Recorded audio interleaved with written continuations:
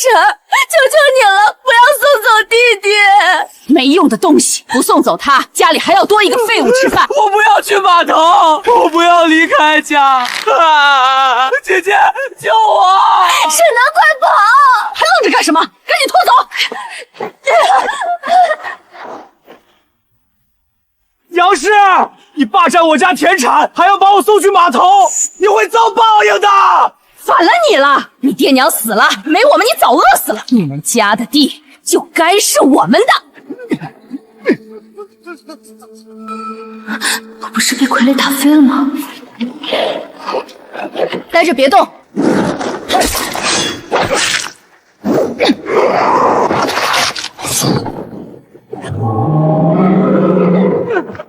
快往后退！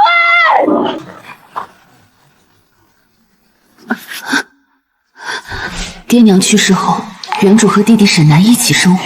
杨氏本是原主家不联系的远房亲戚，为了霸占原主家的田产，以照顾的名义住进原主家。你个赔钱货！在这期间，姐弟俩时常遭到杨氏的打压，是为了彻底霸占房子和田产，就要送走弟弟，而原主懦弱无能为力。可笑，我堂堂战地女一，竟然穿到了这样一个无力的身体里。把人带走！都给我住手！他今天谁也带不走。你个赔钱货，敢这么跟我说话，今天非要把他送走不可！你今天敢把他送走，我就跑到村口，把你为了霸占我们家的房子财产，把弟弟送走的事喊得全村皆知。到时候全村人都知道你是个烂心烂肺的婆娘。你搬到村子没有多久，如果村中李正知道的话，你猜你还会有好日子过吗？你敢？你看我敢不敢？小兔崽子还敢咬人！我说了，把我弟弟给我放开！等等，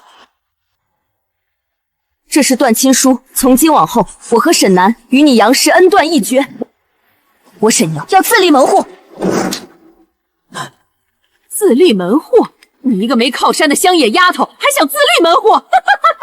我倒要看看你能硬气多久！走。姐，你没事吧？他还会回来吗？他还会把我送走吗？不会了，沈南。是姐姐以前太没用，从现在起再也不会有任何人能欺负我们。饿了吗？我去给你找吃的。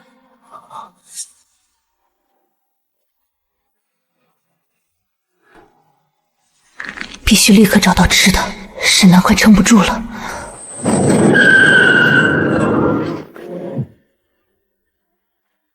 这是我的医疗万能空间，没想到也跟着我一起穿来了。有了这个，还怕没饭吃？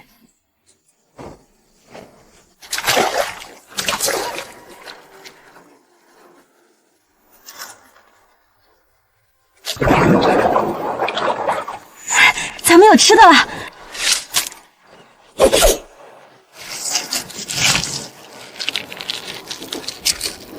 天哪，姐姐是怎么做到的？整根骨头都拿出来了，鱼竟然还是完整的。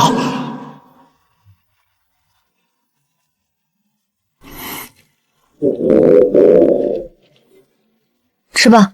姐姐会不会像娘一样给我吃一顿好的，然后就要把我丢掉？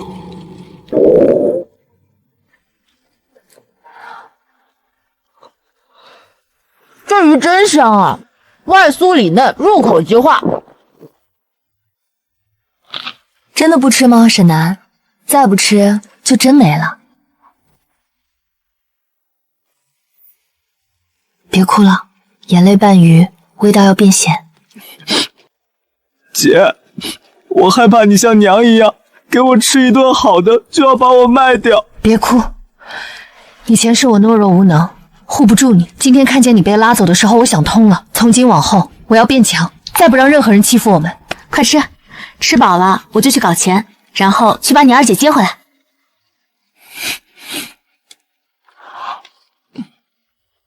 人跑哪儿去了？给我找！肯定就在这附近。姐姐，又有人来了！好啊，沈阳，还有闲心在这吃野食？你来干什么？干什么？沈瑶，你难道忘了你还欠我40两？我记得当初借的是2两银子，2两变40两，凭什么？就凭这个，日息2分，利滚利。这借据上白纸黑字写着日息2分，利滚利。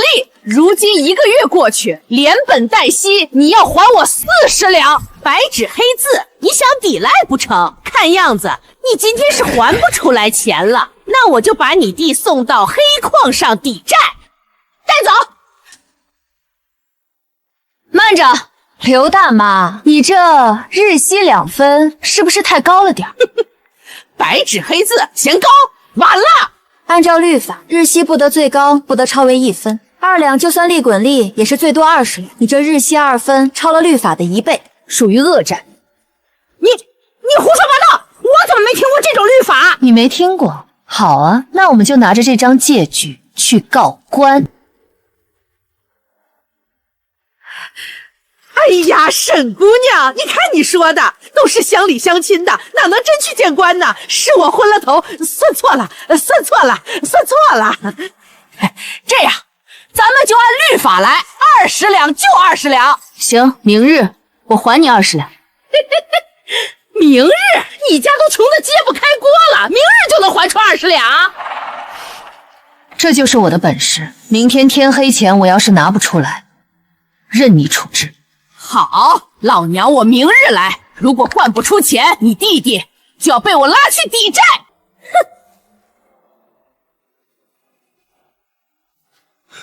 姐，那是20两啊！我们现在连20个铜板都拿不出来，明天我们逃不掉了。你放心，我有办法。回去锁好门，今晚谁敲门都不许应。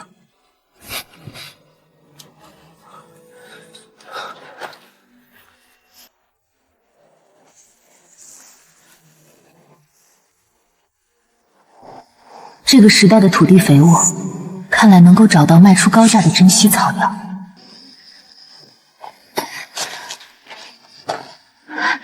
找到了，这一定能卖个好价钱。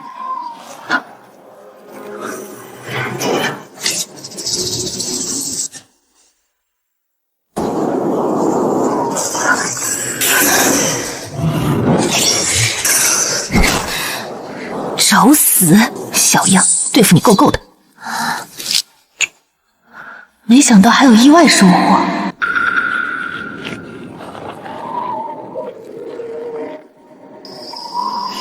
收工。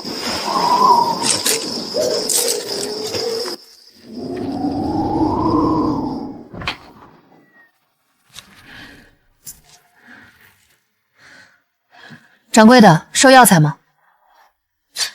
我说大姐，你这是从哪个山沟里挖了把杂草就想来卖钱啊？我们这儿可不收。就是啊，看他那穷酸样，想钱想疯了吧？这是龙血草。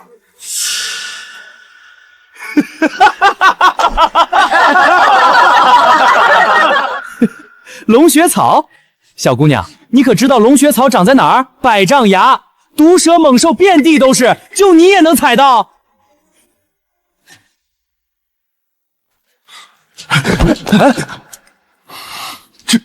真的是龙血草，而且是品相极佳的龙血草。掌柜的识货，我这还有其他东西。你这蛇勉强能入药，但这寒草受了潮，这菌菇成色也一般。不过我看你一个姑娘家也不容易，就全部打包收走，给你12两，如何？掌柜真是好人，这么高的价钱都给。这条竹叶青，蛇胆饱满，是炮制药酒的上品。这批寒草是极星山所产，干燥无霉电，菌菇伞盖厚实，同样是上等货。值不值钱，掌柜的心里清楚。龙血草加这些，一口价50两。50两，姑娘你这可是狮子大开口。你不买，有的是人买。姑娘别急别急，50两就50两，我全收了。想不到姑娘年纪轻轻，竟精通药理。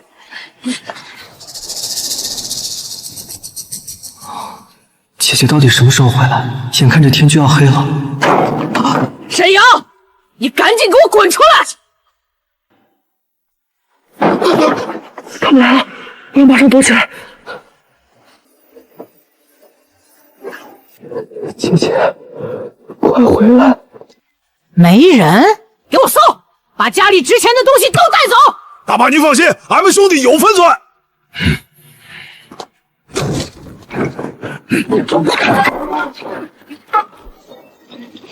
哥，这儿也没有啊。沈阳，你这赔钱货别给我装死！已经宽限1天了，再不出来把钱给我，我掀了你这破屋！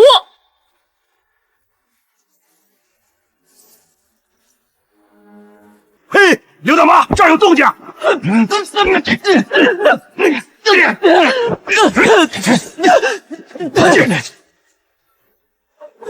你那个能耐的姐姐呢？姐姐去找钱了，她说的是天黑前，现在还没天黑呢。找钱？就他那个废物，太阳都要落山了，我看他早把你扔下，自己跑路了吧？既然他跑了，那就只能让你抵债了。带走，送到黑矿去。好嘞，大妈。我姐姐她马上就回来了。哼，真是姐弟情深，都这会儿了你还信他呢？带走。骗子，他根本没变，还是那个懦弱的沈瑶。他真的扔下我跑了。放开我！我不去！我不去！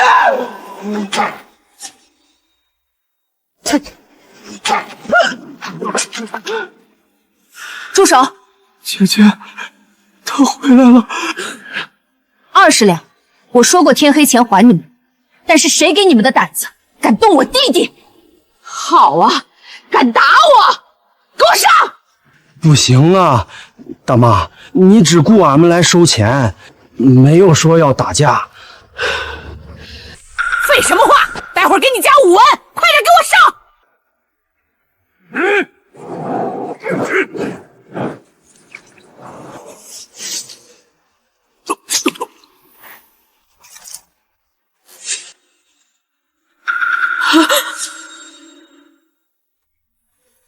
妖术，你手上拿的是什么？我研发的特制药剂，能让人瞬间昏迷，你要不要试试？师姨饶命，饶命！20两，你要的钱我还清了。清了，账清了，给你。从今往后，我们两不相欠。姐姐，你没跑？没跑，我回来了。行了，把眼泪擦干，走，姐姐带你去镇上吃点好的。沈姨，沈姨，你别走，你医术了得，求你救救俺们恩人掌柜吧！兄弟，你在干什么？这是沈姨，快过来求他救救掌柜！是啊，沈姨，掌柜快不行了，你快救救他吧！你们掌柜？沈姨，俺们掌柜他可是镇上最大的粮油商，要是您能救活他，金山银山都不是问题。可以，但天黑之前，我要先带我弟弟吃上饭。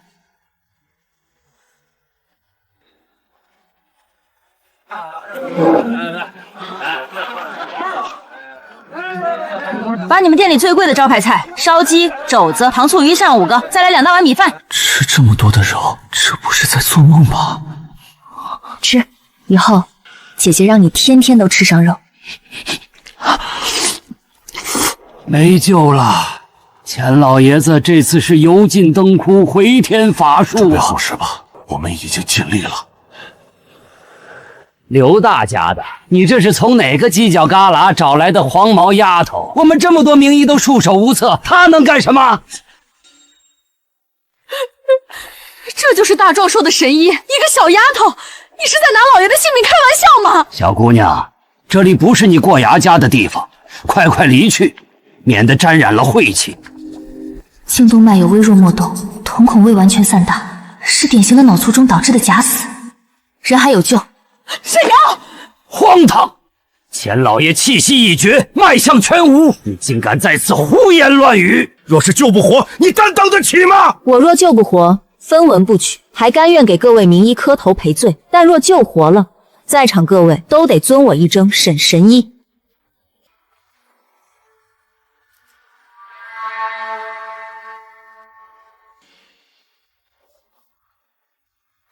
沈南，捂住耳朵！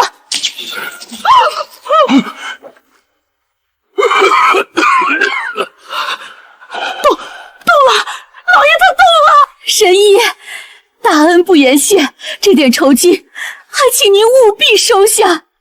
诊金20两足矣。不过我确实还有一件小事，想请钱掌柜帮个忙。神医，请讲。明日一早，我想请钱掌柜陪我回一趟村子，去我大伯家讨回一些本该属于我的东西。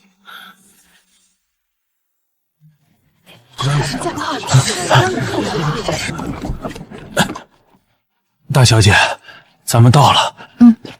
姐，大小姐，小心点儿。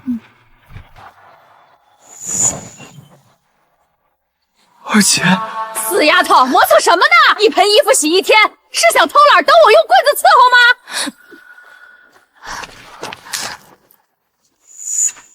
哟，这不是我们家那个野丫头吗？怎么在外面混不下去了，又想回来要饭了？哼，我们家可没多余的粮食，为你们这2个白眼狼，赶紧滚！我今天是来要回属于我的东西，我爹留下来的地契在此，还有，我要带我妹妹沈宁走。就凭你一个小贱蹄子也敢来？识相的就赶紧滚！看什么看？没听到吗？还不快去干活？想挨揍是不是？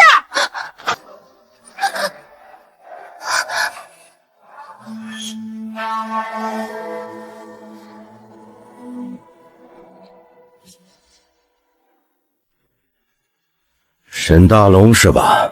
我原以为你是个本分庄稼人，没想到竟是如此品行。钱掌柜，您这是什么意思？我们家的事儿跟您有什么关系？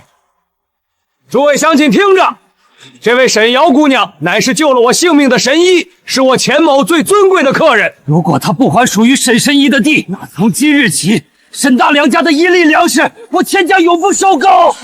钱掌柜，你不能这样，我们全家的收成可都指望着卖给你的粮行啊！不仅如此，我在此宣布，从今年秋收开始，凡是租住沈大龙家田地的乡亲，你们种出来的粮食，我钱家也一概不收。各位，自己掂量吧。沈大郎，你我的东西，你家的地我们不租了，租金我们不要了。对，不租了，不租了，可不能为了你家的事儿得罪钱掌柜，断了我们全家的生机。好，那几亩破地还你就还你，我还不稀罕。但是沈宁这个死丫头也是我们养大的，你们休想把她带走。是吗？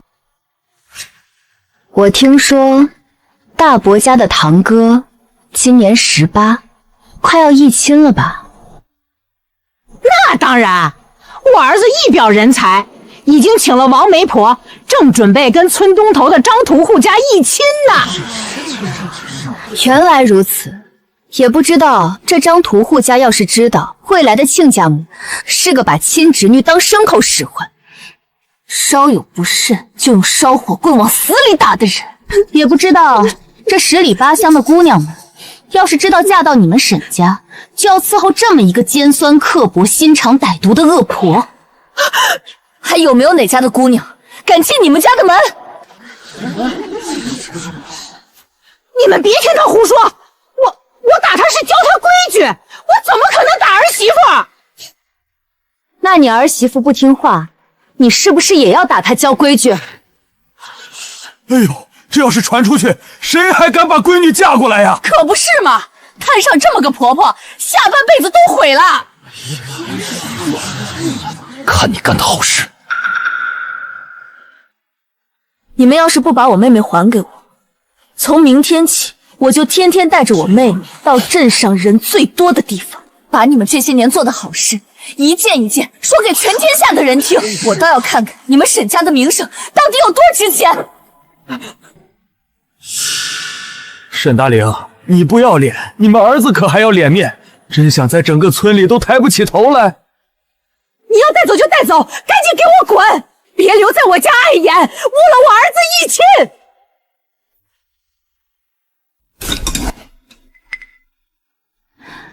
宁宁，怎么不吃？是菜不合胃口吗？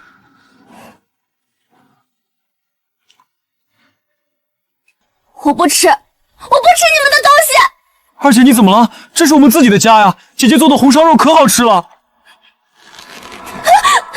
姐姐，我没有这样的姐姐。你以前懦弱无能，眼睁睁看着我被大伯母带走都不敢吭声，你现在又为什么把我带回来？我忘了，沈宁在大伯母的长期洗脑和虐待下，早已失去了反抗的意识。我的雷霆手段，在他看来是有恶意的。没事，沈南，让你二姐静静。姐，你快去看看，二姐她好像要不行了。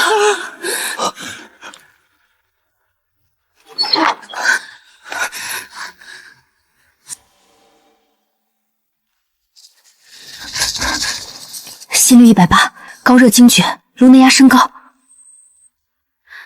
是长期营养不良和精神刺激导致的急性脑膜炎。再不降颅压和看染住，他会死。沈南，守在门口，在我出来之前不要进来。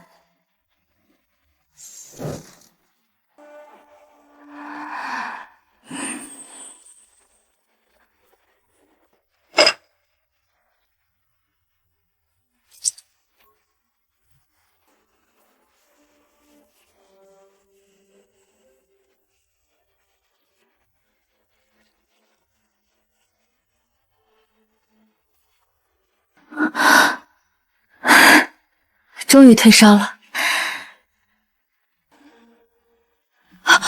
怎么会这样？几乎消失了，呼吸也变得微不可闻。姐，二姐她怎么样了？二姐，你醒醒啊！是我不好，我不该让你跟姐姐吵架的，你醒醒啊！别哭了，她没死。姐，你别骗我了，而且她身子都凉了。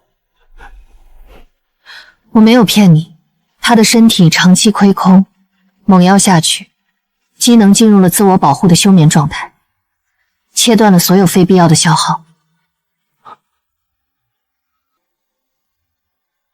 这叫破而后立，想要她真正活过来，接下来3天才是最关键的。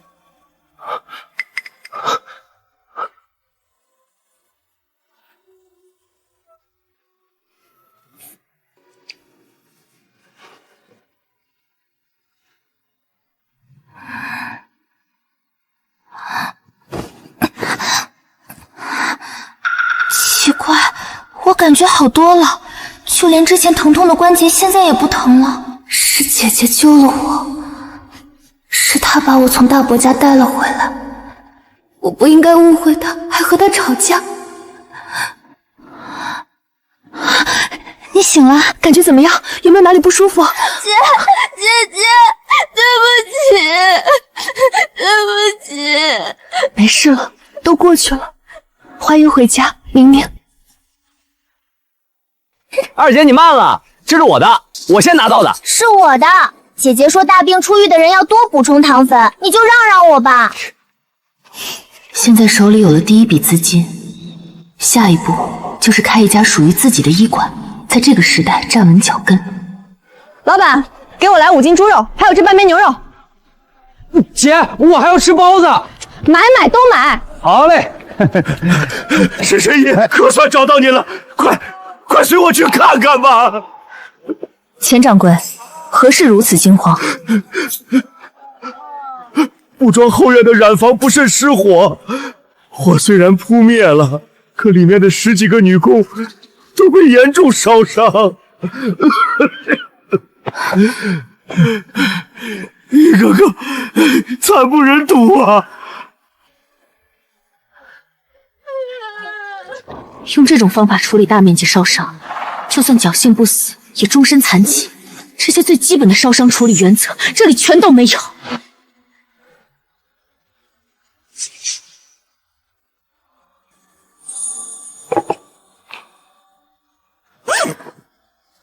够了。都住手！你个小丫头片子，又来做什么？没看我们正忙着救人吗？别在这儿捣乱！钱掌柜，把所有人都请出去。另外，给我准备一间最干净的空房，大量的烈酒、棉布和干净的热水。你布装所有烧伤的女工，她们的命我来救。好，就听沈神医的。来人，按沈神医说的办。忍着点儿，我要开始了。沈姑娘，这能行吗？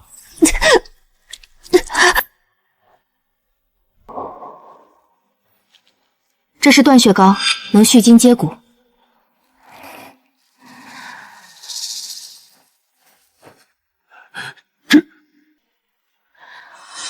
鲜肉长出来了，太好了！真是神了，沈神医，你这药膏简直是起死回生的神药啊！行了行了，一个乡下来的野丫头治好了几个贱民，有什么好大惊小怪？公子有所不知，听说那药膏效果极好，现在全镇的富户都派人去钱掌柜那儿打听，想要求购呢。沈瑶，一个乡野村妇也值得大惊小怪，她还能抢了我们济世堂百年老字号的生意不成？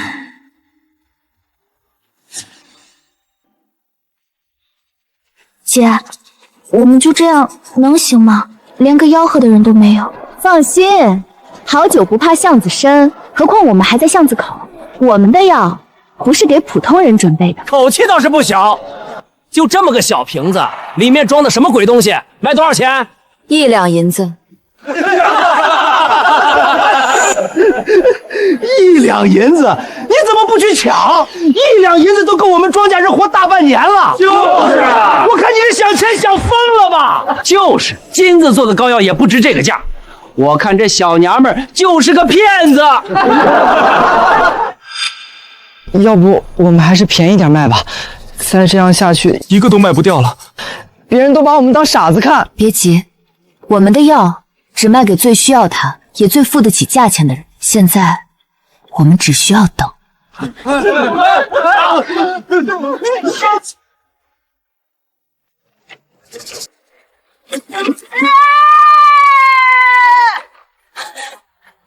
快去找大夫！全城的大夫都给本夫人找来。小公子要是留了疤，我扒了你们所有人的皮。是，完了，这下彻底完了，夫人非剥了我的皮不可。你这药真的能治烧伤？能。他这么年轻，怎么可能是神医？万一他是骗子，用了他的药，小公子的手就全毁了。张德贵，你还在磨蹭什么？这瓶药我买了。哎，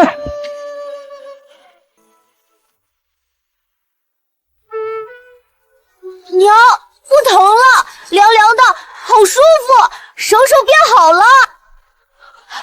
多谢沈神医，还好及时用了神医的药，我儿子的手才能好这么快。神医大恩，我李家莫齿难忘。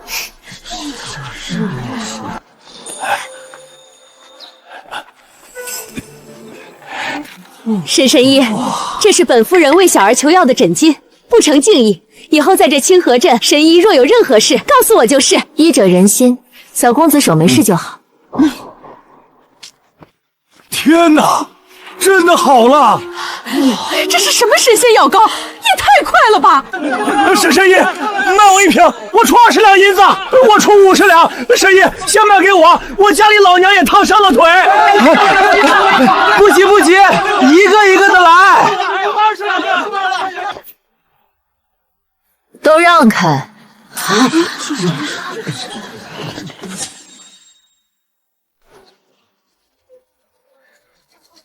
这位想必就是沈神医吧？我是济世堂的2掌柜，没想到山野还有高人，倒是让小女子大开眼界了。方子彤，传闻是济世堂的千金，她来干什么？沈神医带着弟弟妹妹在这街头风吹日晒的摆摊卖药，想必也十分辛苦。这样吧，姐姐我做个主，出100两纹银买下你这药方，从今往后你只需在家坐着，你看如何？不必了，我的药方不卖。沈神医，你可要想清楚了，这清河镇所有的药材渠道，济世堂都有涉足。妹妹这般孤身一人，有些规矩还是莫要坏了才好。哦，是吗？我倒想看看是怎么个没好下场。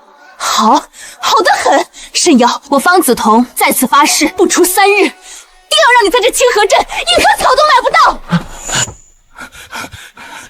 姐，不好了！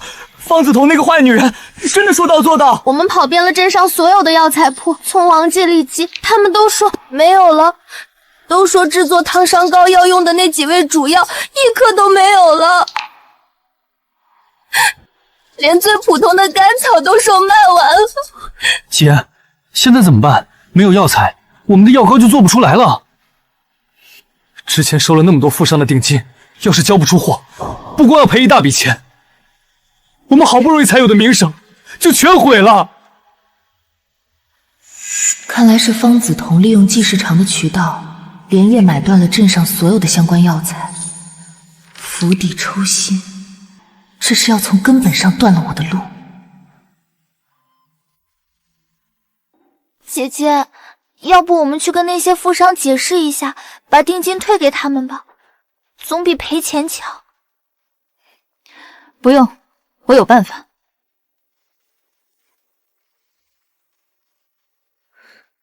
谁规定制作烫伤膏就非要用那几味主药？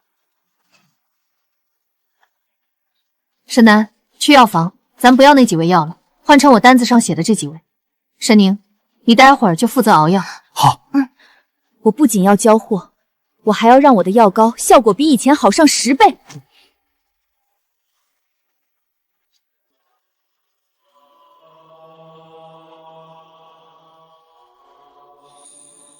找到了。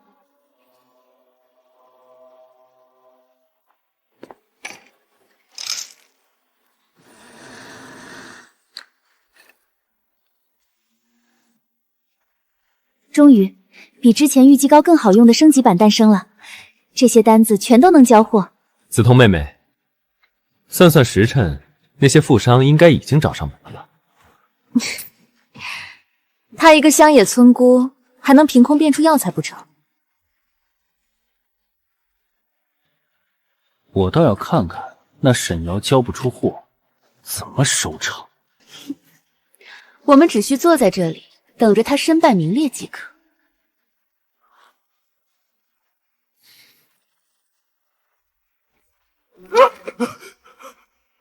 公子，方小姐，不好了！嚷嚷什么？是不是沈瑶那个贱人被富商们打断了腿啊？不是，那沈瑶，她不仅把所有的药膏都如期交付了，而且据说效果比以前的还好上10倍。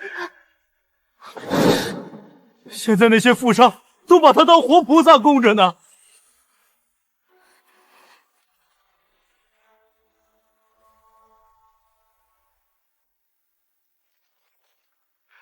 而且他还当众宣布，3日后将在钱掌柜的绸缎庄推出一款新品。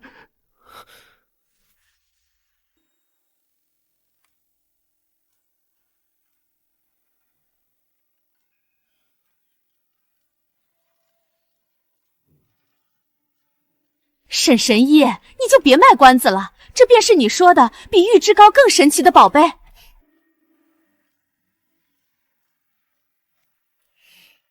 诸位夫人请看，这并非寻常涂抹的膏药，也非玉肌膏，我称它为珍珠美颜面膜。这是何物？竟如同一张纸，如何使用？你过来。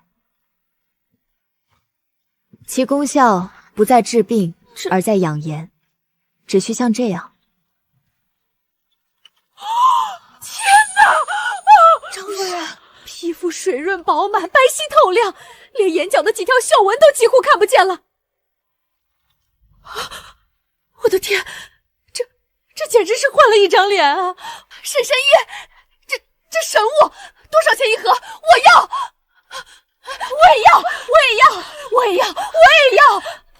是时候开启我的医馆了。夫人们不急，都有。可恶！你们今晚就去，把沈瑶仓库里那些做面膜的珍珠粉和布料全都给我换成这个，手脚干净点，别留下痕迹。小姐放心，小的们保证神不知鬼不觉。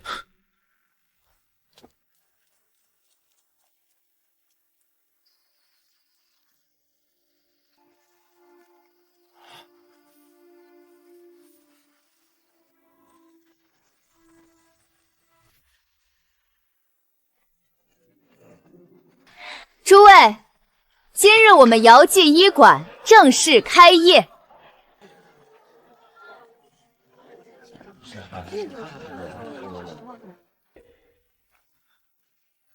买金疮药。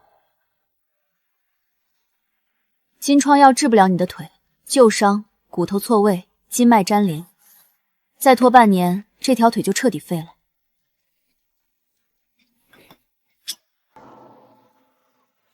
准备好我就开始了。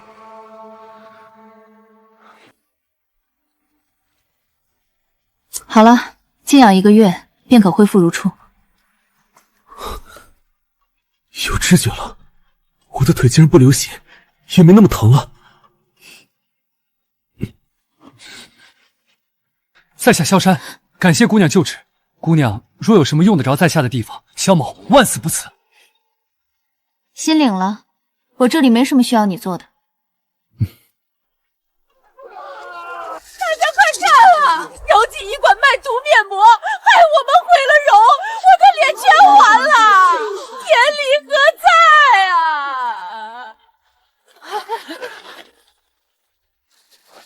官爷，就是她，就是这个妖女。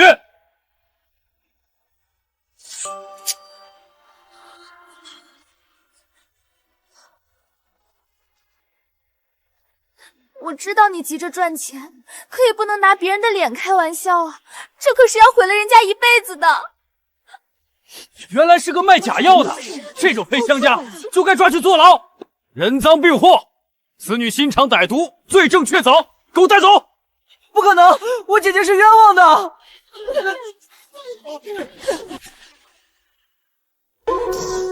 堂下沈瑶，众位夫人因用你所售面膜而惨遭毁容。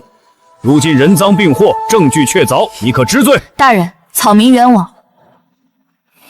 这些毒物可都是从你的仓库里搜出来的，铁证如山，你还想狡辩？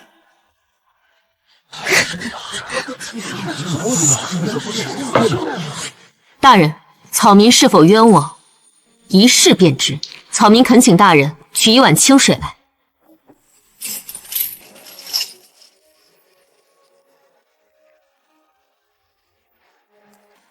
大人请看，这根本就不是什么珍珠粉，而是用最廉价的贝壳粗劣打而成的贝壳粉。草民的药方绝不会用此等劣质之物，这只能说明你自己为了节省成本偷光减料，用贝壳粉冒充珍珠粉，被我们发现了就想反咬一口。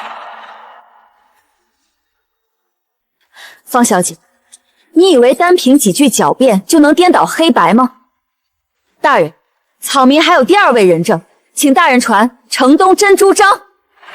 张伯，不必害怕，你只需将你的账本呈给大人一看便可。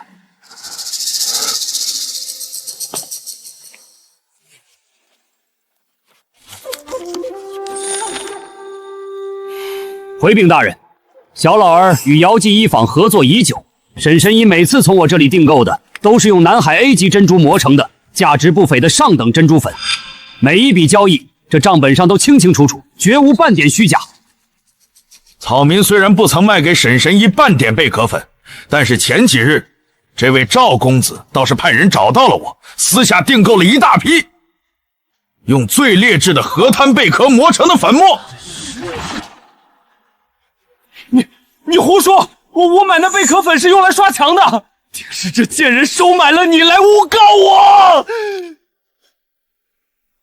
大人，各位夫人，草民刚刚已经为几位夫人验过毒，可以肯定的说，让众位夫人烂脸的并非这无毒的贝壳粉，而是在这贝壳粉中混入了一种无色无味的剧毒之物——断肠草的粉末。此草毒性猛烈，一旦用在脸上便会迅速溃烂。据我所知，这断肠草全城只有一家供货，那就是济世堂。来人，立刻查封济世堂，所有库房、药碾后院，一寸一寸的给本官仔细搜查，掘地3尺，也要给本官把证据找出来。是。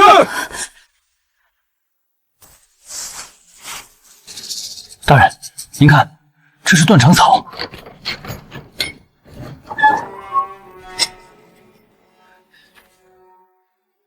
走。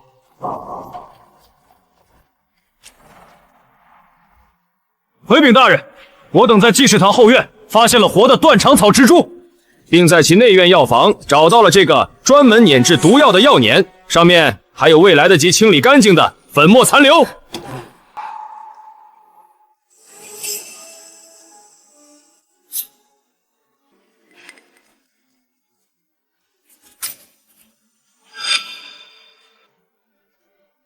回大人，此粉末正是断肠草之剧毒，与众位夫人脸上的毒物同根同源。冤枉啊，大人，是他，一定是这个贱人栽赃陷害我，这些东西都是他伪造的，他懂医术，这些东西都是他伪造的。够了，是非曲直，本官自有公断。来人，将嫌犯方子彤暂且押入大牢，听候发落。查封济世堂所有产业，在本官查明所有真相后再行判决。冤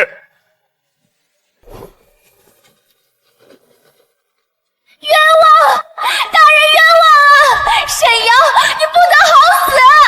为了防止被人再次诬陷，看来我必须建立属于自己的公益基地。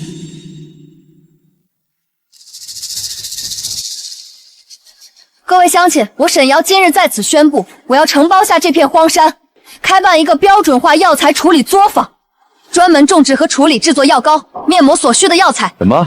承包这片荒山？沈丫头疯了吧？这可是连草都不长的石头地呀！怎么种药材？是啊，这山能种啥？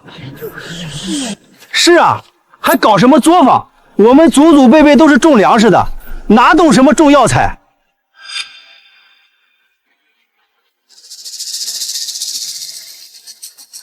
凡是愿意加入作坊的乡亲，除了每人每天15文钱的工钱外，我还会亲自教大家如何改良土壤、科学种植、辨别药材。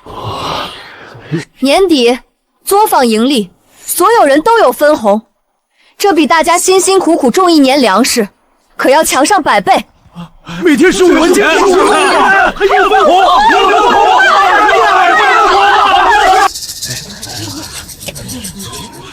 神神医，我们不是不信你，可你说的那些什么改良土壤、科学种植、无菌储存，我们听都没听过。好好的药材为什么要那么折腾？这不都是些花里胡哨的玩意儿吗？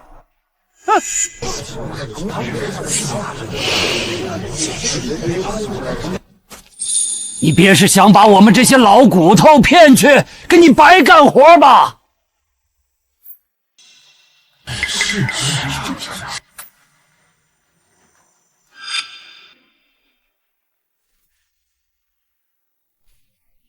既然大家信不过我沈瑶，我也不强求。愿意来的，明日一早在此地等候；不愿意的，就请回吧。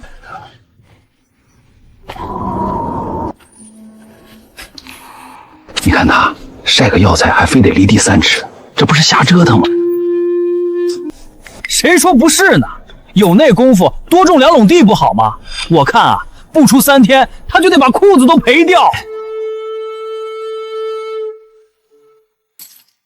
男二，发工钱，按我们说好的，干得好的15文，偷懒耍滑的1文没有。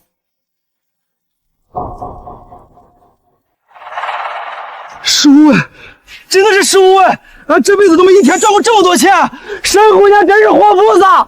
明天把俺婆婆也叫来。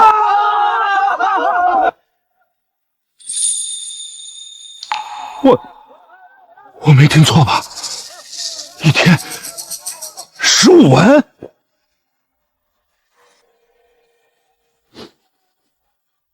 我真是个蠢货！我在这说风凉话，人家一天就把我1个月种地的钱给赚到手了。他娘的，明天说啥也得来！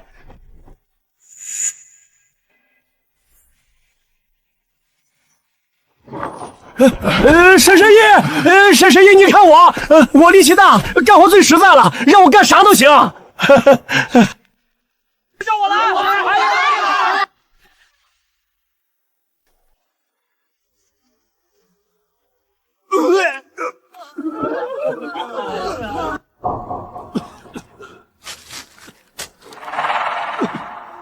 回去吧，能用的药都用了，听天由命吧。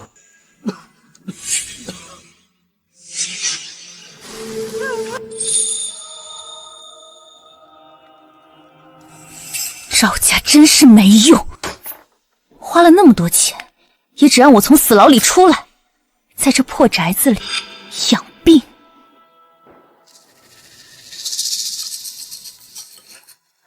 小姐，镇上已经乱套了，好几家药铺都关门了。瘟疫真是天助我也。沈瑶，你不是神医吗？我倒要看看你如何与天斗。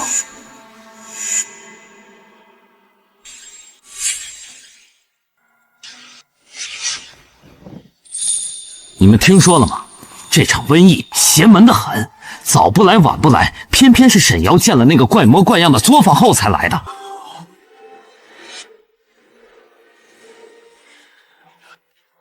他承包荒山，又是清洗又是晾晒，神神叨叨的，肯定是用了什么妖法。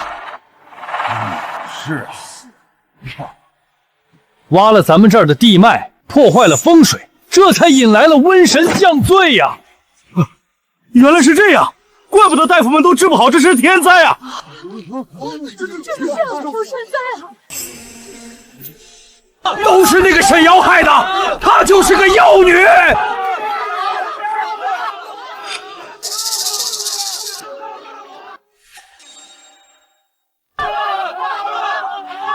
烧死妖女，平息迁怒！烧死妖女！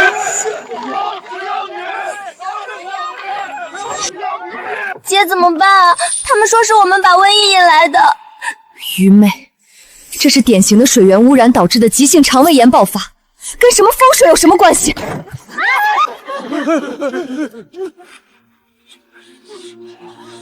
我看谁敢！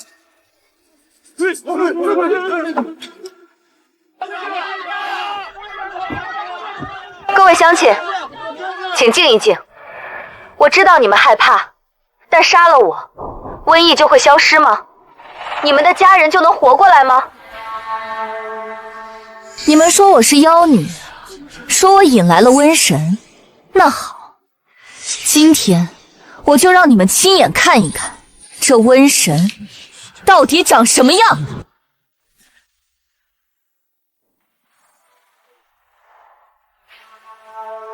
官爷，请您通过这个小孔，看看这滴水里到底有什么。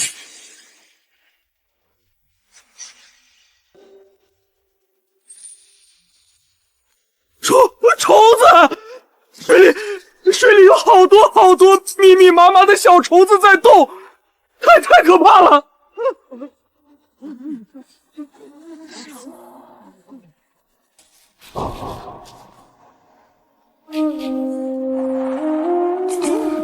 那水里真的有虫，不是妖法，是真的。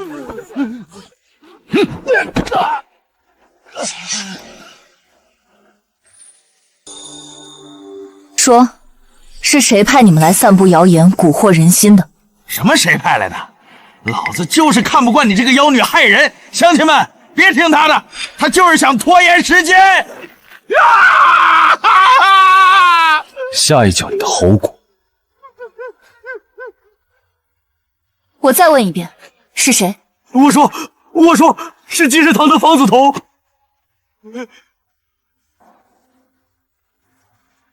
是他给了我们50两银子，让我们来散布谣言，煽动大家来烧你的作坊的，不关我们的事儿啊！我们也是拿钱办事儿，大侠饶命！滚！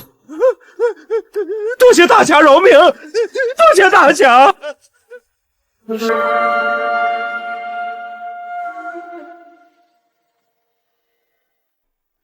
这所谓的瘟疫，其实就是因为暴雨过后，大家喝了带有这种小虫子的脏水引起的。我不仅要战胜这场瘟疫，还要让所有人都活下来。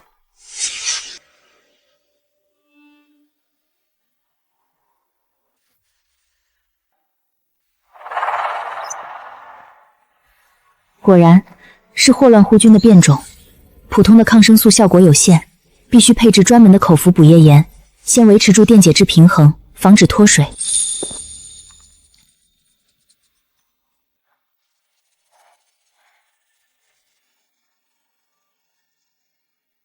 配方已经简化到这个时代可以理解的程度了。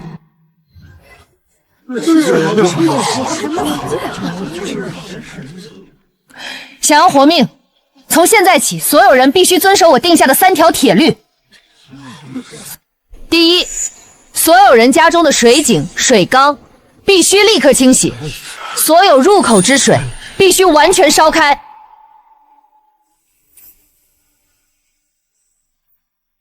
第二，所有人家中必须保持干净，每日清理打扫。哎，对。第三，我姚记医馆将从即刻起免费向所有病人派发我独家秘制的甜水。你这小丫头片子，在这里胡说八道什么呢？大家听听，这是什么狗屁神医？又是烧水又是打扫，最后就给我们喝一碗甜不拉几的水，这不是骗人吗？荒唐！老夫行医40年，从未听过甜水能治瘟疫的。这要是喝下去，耽误了病情，那可是要出人命的。哦，那依各位高见，该当如何？继续喝你们那些只会让人继续肚子疼的苦汤药吗？几味普通的止泻草药，不孤本，不培元，只会让病症体内水分加速流失，脱水而死。你们这不是治病，是催命。我的方法就在这里，信我者可活，不信我者自求多福。几日过后，自见分晓。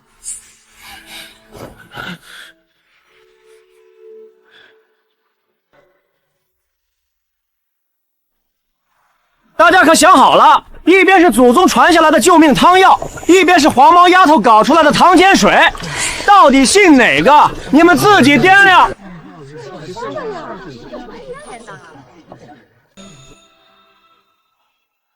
真神医，是我们有眼无珠，是我们错了，求您救救我爹吧，他不该听信那些骗子的话呀！神医饶命，求您再发发慈悲，给我们一碗神水吧，我们给您当牛做马。哎，你说沈神医他还会要我们吗？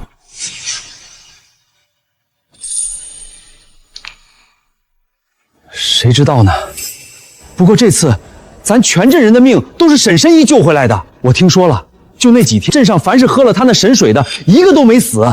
沈神医，我们之前是猪肉蒙了心，听了小人的谗言，求您大肉大量，再给我们一次机会吧。是啊，我们保证以后踏踏实干活，再也不敢有二心了。回来可以，从学徒做起，减半。多谢沈神医。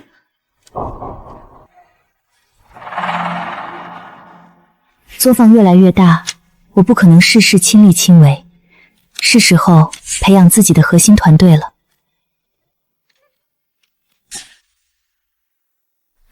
宁宁，这里面是我定下的规矩，哪种药材要晒多久，达到什么颜色和干度才算合格，上面都写得清清楚楚。姐，我明白了，我一定不会让你失望的。从今天起，你就是我们作坊的大管家，所有出库的药材都必须由你亲自盖章验握。记住，我们的招牌绝不能出任何差错。不对，这批金银花的颜色虽然对，但湿度不对，里面还是潮的。王婶，您这批金银花好像还没完全晒干，您看能不能拿回去再晒2天？哎呦，宁丫头，你这是什么意思？你王婶我还会骗你吗？我这可都是按时辰晒足了的。你一个小丫头片子懂什么？是不是当上管事的就看不起你王婶我了？不是的，王婶，我没有那个意思，只是这药材真的还很长。哎呦喂，没天理了！我一把屎一把尿的看着这几个娃长大，如今他出息了，就瞧不起我们这些穷良军了，故意刁难我一个老婆子，这活没法干了。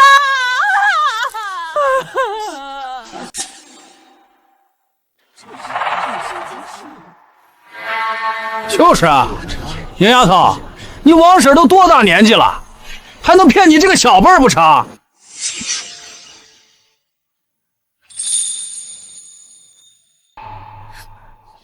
我看啊，就是这丫头当了个小管家，就不知道自己姓什么了，想拿我们开刀立威呢。搬锤啊！可以。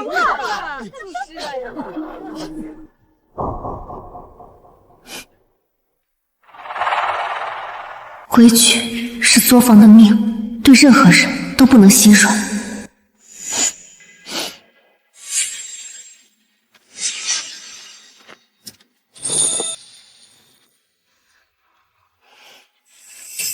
很好，这只熟鹰终于要第一次展翅了。各位叔叔婶婶，我知道大家觉得我人小，说话没分量。那好，今天我们就按白纸黑字的规矩来办。姐姐定下的规矩，第1条，所有药材必须按照手册标准彻底晾干，含水量不得超过1成，否则视为次品。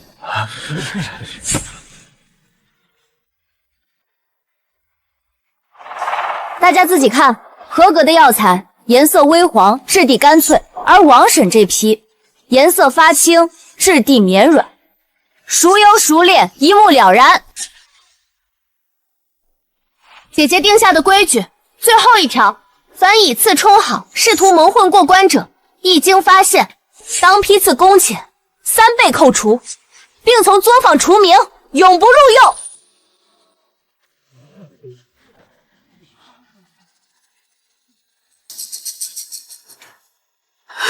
宁丫头，宁宁，你忘了小时候发烧是我背着你去找的大夫。沈宁也太不懂事了，王婶对她多好啊，这要是我都不好意思。现在你为了这点死规矩，就要把我往死路上逼吗？你的良心过得去吗？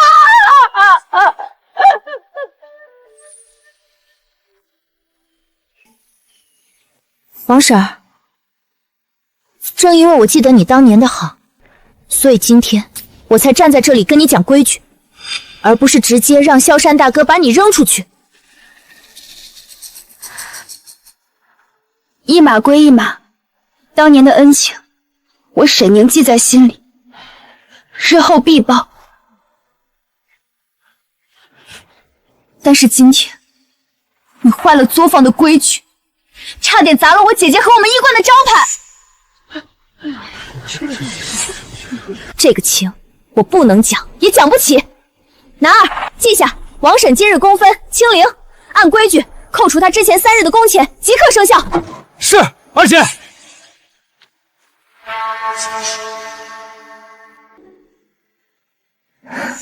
很好，宁宁成长了。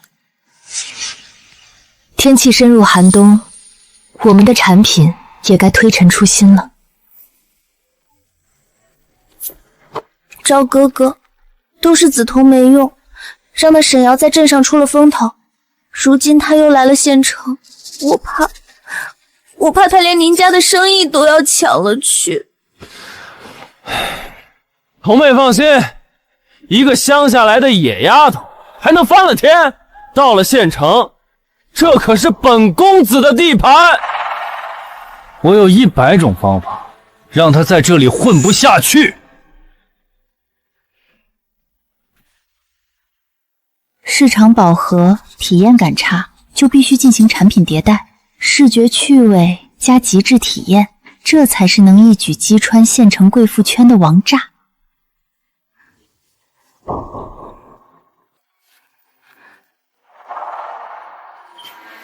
姐，这个竟然是热的，好舒服啊！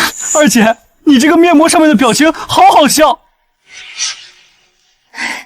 这个好有趣，虽然有点好笑，但是比我们之前那款有趣多了。男二，去告诉钱掌柜，就说我们姚记医馆要推出冬季限定新品，每日仅限量发售30份，每份售价2两银子，只接受预订，3天后在县城最高档的听雨轩酒楼统一取货。没人买怎么办？你只管去，我有信心。好，姐姐，我现在马上去。哈哈哈哈哈哈！2两银子买3张画着鬼脸的破布，这沈瑶是把县城里的贵妇都当成没见过世面的傻子吗？赵哥哥，我们就等着看好戏吧，看他3天后1张都卖不出去，定金都收不到，到时候是怎么灰溜溜的关门大吉？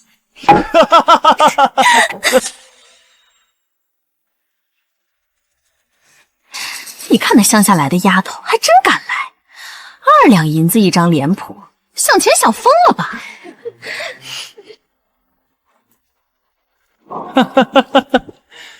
各位夫人，你们可得擦亮眼睛，花2两银子买这种装神弄鬼的东西，传出去岂不是让人笑掉大牙？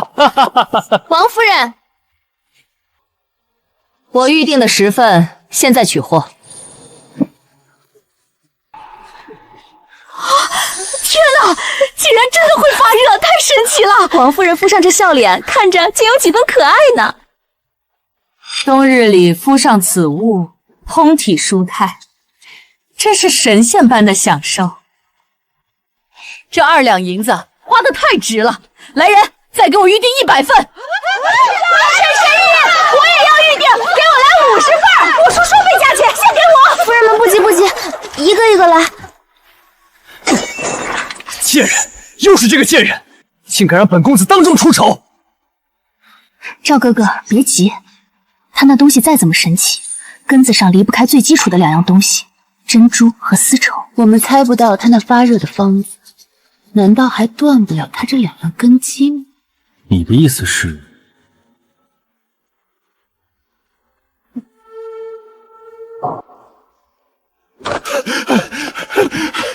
沈神医，不好了，全完了！赵家疯了，他们把市面上所有能找到的珍珠和丝绸全都买断了，价格都炒到天上去了。没了珍珠和丝绸，那我们岂不是1张都交不了货了？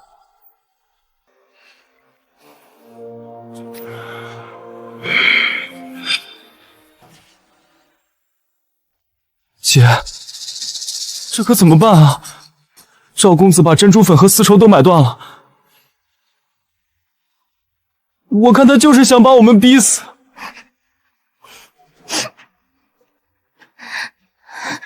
姐姐，要不我们去跟那些贵妇们解释一下，把定金退给他们吧，总比赔钱强。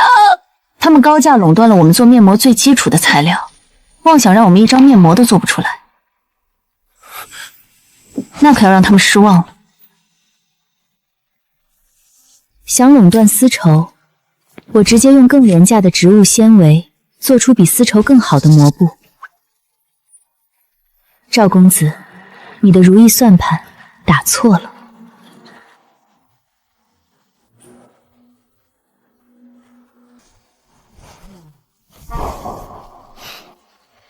布料问题解决，但最核心的珍珠粉，这可如何是好？梓潼妹妹果然好计谋，现在那沈瑶的珍珠粉和丝绸都被我们全部买断，我看她拿什么来交货。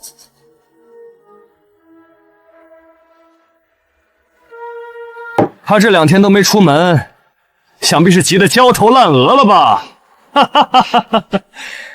对付一个乡野村姑，何须大费周章？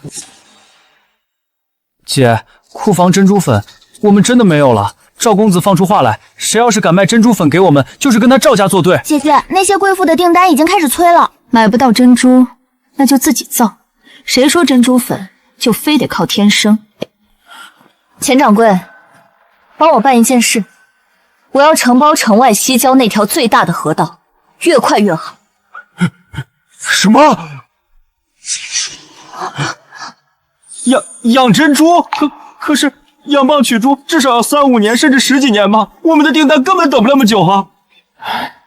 是啊，沈神医，这简直是天方夜谭啊！动作麻利点，别耽误时间。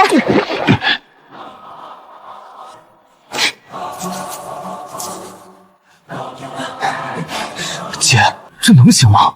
姐，会不会有问题啊？不就是把蚌扔回河里，再喂点鱼食吗？这就能长出珍珠来？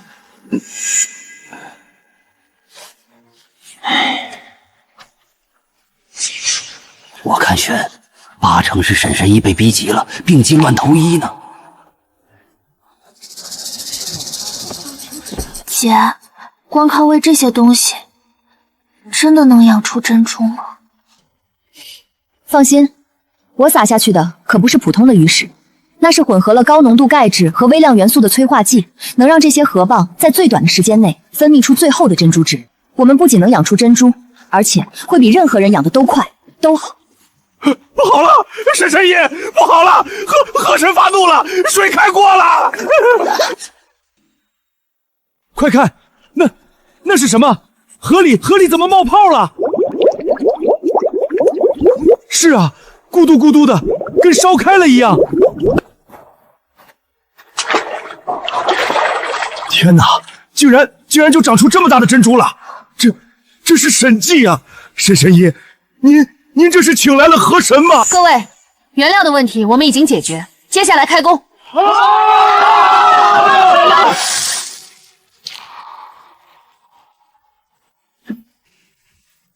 堂妹，你看我说什么来着？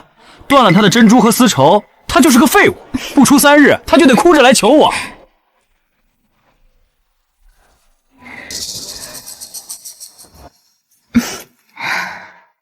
还是赵哥哥你厉害。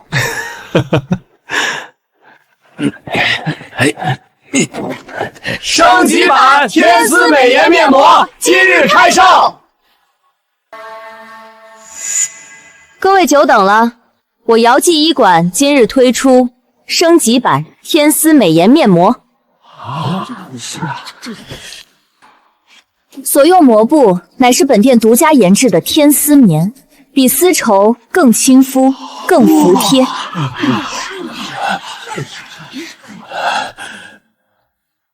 所用珍珠也比之前的光泽度更好，效果会更胜从前。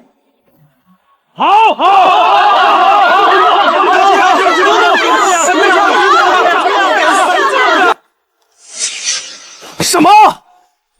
他哪来的面膜？市面上所有的珍珠和丝绸不都应该在我们库房里吗？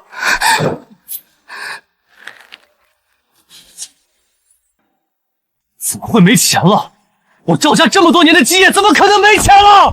公子，你为了高价买断全城的珍珠和丝绸，几乎把我们所有的活钱都投进去了，还从钱庄借了3000两，本以为能靠这个把沈瑶逼死，再高价卖出大赚一把。没关系，我还有货，只要把这些货卖出去，我就能回本。男二，宁宁，传我的话下去，从今天起，我们姚记医馆所有的产品，包括新旧款面膜以及药材，价格全部下调3成。姐，为什么？我们现在卖的这么好？这时降价，把所有客源都揽到我们这里。我要让清河县的市场上再也没有赵氏商行这块招牌。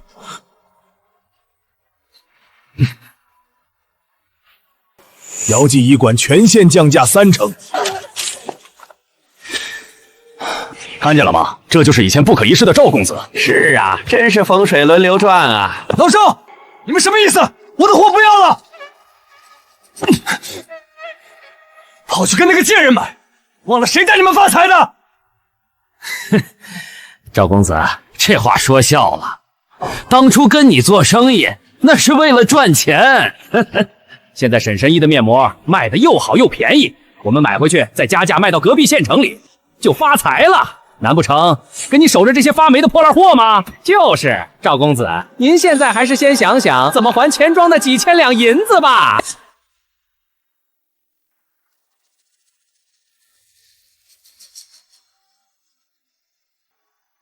住手！你他娘的干什么？给我住手！这是我家的东西，你们不能动，放下！还认识这个吗？这几天利滚利，你府里这些破烂货还不够抵个零头。识相的就赶紧滚到一边去，别在这里碍手碍脚。你们别怪我们按着道上的规矩打断你的腿！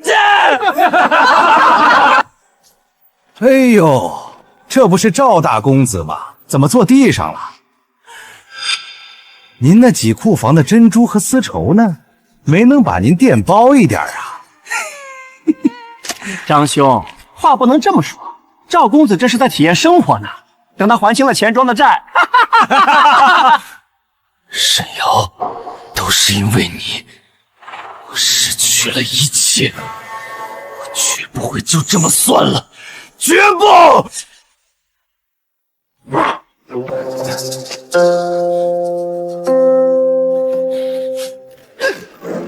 都什么时候了，你还有心思弹琴？我的家没了，我的一切都没了。赵哥哥，你别这样，你吓到我了。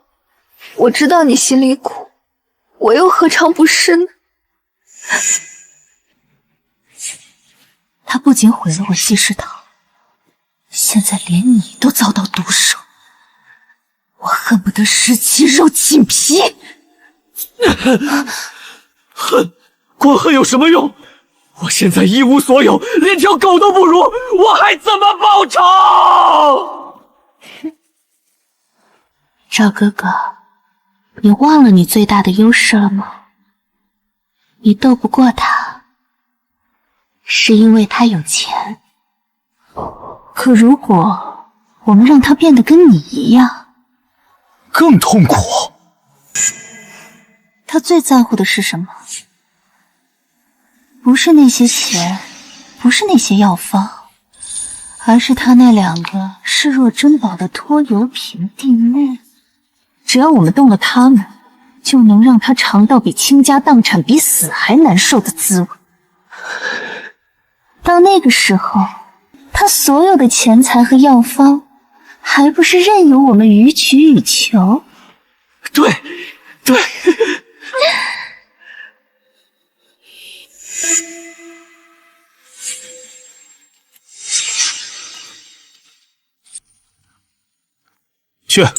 去黑市找最狠的亡命徒，告诉他们，只要能把沈瑶的弟弟妹妹给我毫发无伤的绑来，这玉佩就是他们的。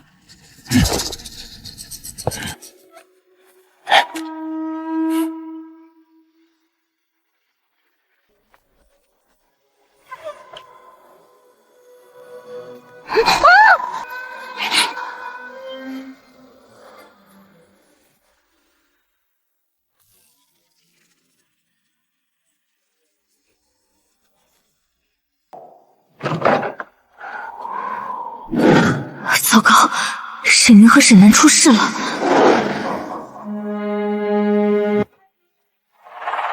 沈瑶想让你弟妹活命，明晚3更，独自一人带上你的面膜配方和5000两银票，到城西乱葬岗，不准报官，否则就等着给他们收尸。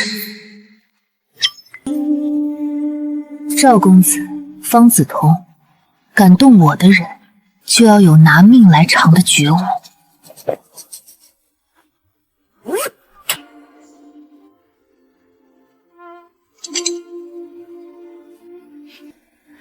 看来我得用上他们了。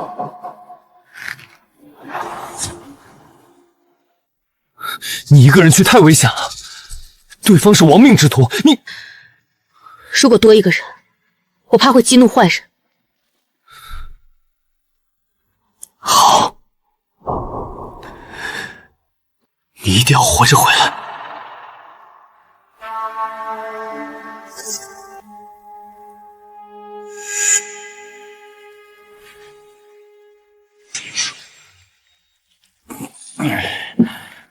赵公子，这小妞长得可真水灵儿，等拿到了钱，能不能让俺们弟兄爷？只要拿到钱和药方，她就是你们的，随便你们怎么处置。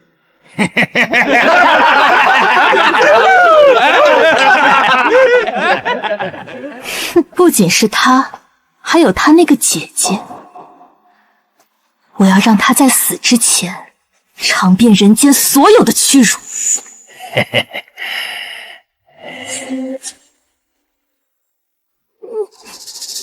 住手！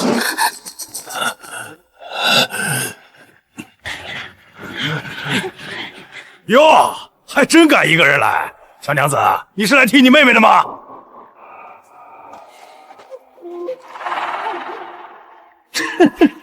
沈瑶啊，沈瑶，我还以为你有多大本事。怎么样，哈哈，童妹这招管用吧？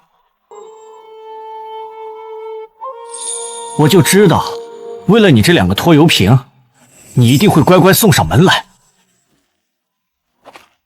赵公子，沈神医，只要你乖乖把药方和钱财都交给赵哥哥，我们也不会为难你的。东西我带来了，药方、银票全在里面。现在，把我弟弟妹妹放了。把人带出来。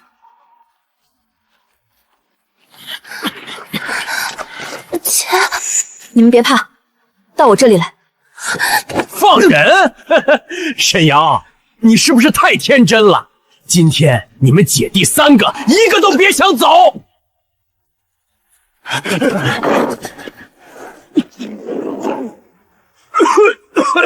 什么东西？我的眼睛什么都看不见了！男儿宁宁，往外面跑，快！废物，一群废物，都给我上，抓住他们！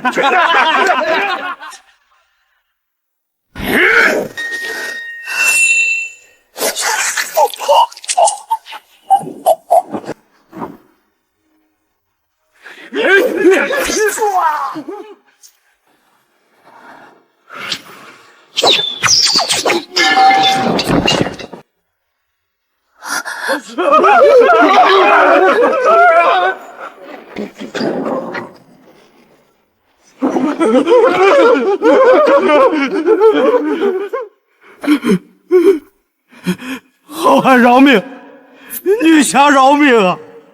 我们也是被猪油蒙了心，拿钱办事啊！别杀我，沈瑶，沈神医，我错了，我真的错了，都是方子彤这个贱人教唆我的，不关我的事儿啊！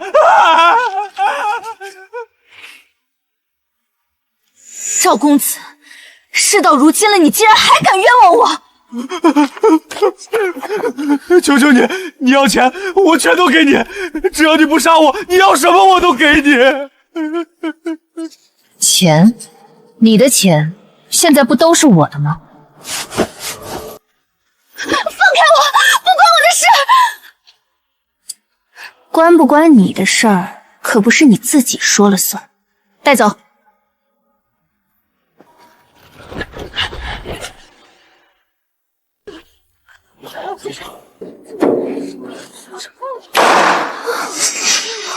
大人，事情经过就是如此，这里是正午。方子彤，你可知罪？大人明鉴，大人明鉴啊！明女只是一个手无缚鸡之力的弱子，怎敢做出此等大逆不道之事？都是他，都是赵公子，是他觊觎我沈神医的配方，强行逼迫我出谋划策。大人，明女也是被逼无奈，求大人开恩啊！你放屁！方子彤，你这个贱人，明明是你在我耳边煽风点火！赵哥哥，你怎么能这么污蔑我？我一心为你，你却……够了！事实如何，本官自有公断。本官上任伊始，必将严明法纪，还清河县一个朗朗乾坤。此案人证物证俱在，罪行昭彰，不容狡辩。本官宣判，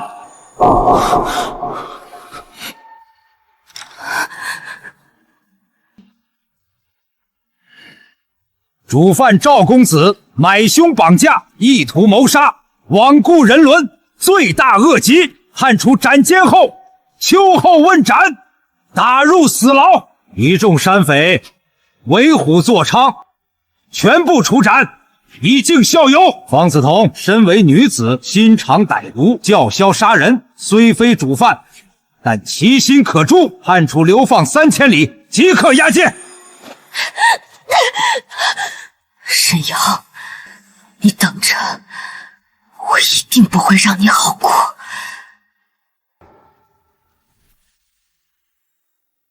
开垦河道要钱，购买棒苗要钱，开荒山地要钱，雇佣这么多工人更是一笔巨大的开销。我们账上的钱真的够吗？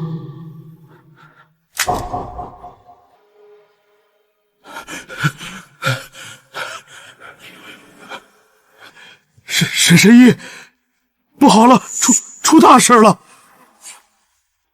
天塌下来了。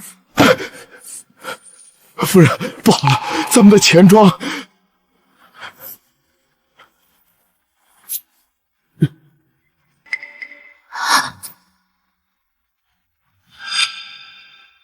林氏药行是我们最大的一家原料供应商，因为之前关系好，我采取的是预付定金的模式。怎么回事？林家的老爷子前几天赌钱，把全部家底都输光了。昨天夜里，他带着小妾卷款跑路了。我们存在他那儿准备换药材的1000两预付款，全都打水漂了，1文钱都追不回来了。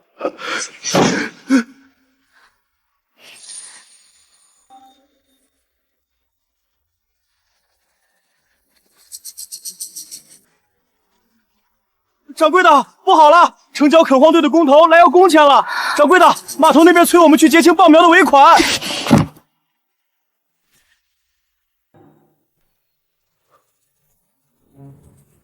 怎么办？怎么办？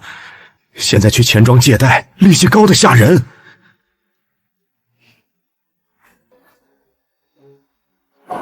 都怪我没有提前盘查林氏药行的底细。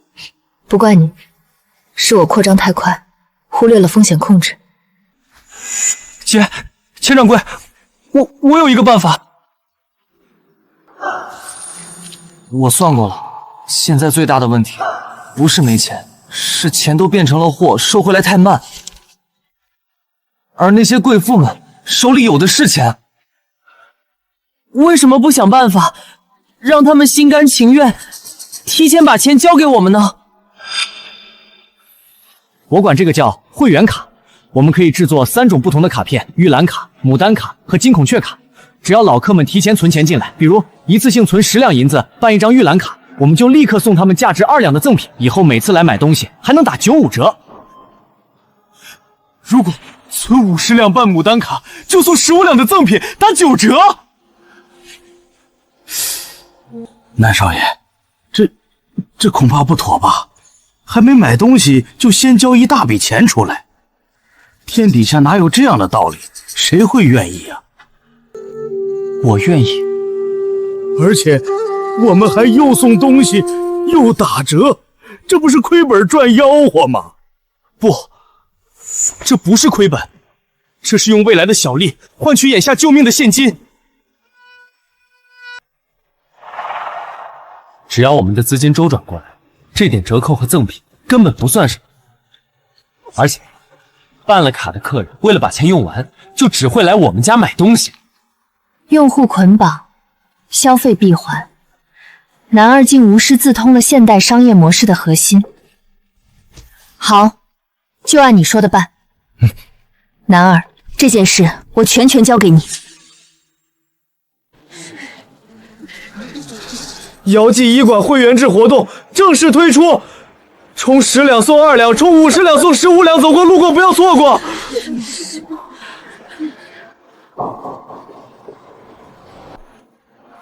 这姚记是不是快倒了？怎么想出这种法子来圈钱？谁说不是呢？我可不敢把钱放他们这儿。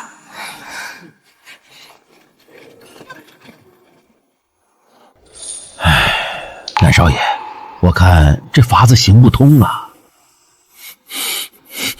姐，对不起，我把事情搞砸了，大家都不相信我们，没人愿意办卡。下棋讲究金角银边草肚皮，做生意也一样。你现在这样，就是在草肚皮上撒网，费力不讨好。金角，找到那个最关键的角，拿下他一个，就等于拿下了整个棋盘。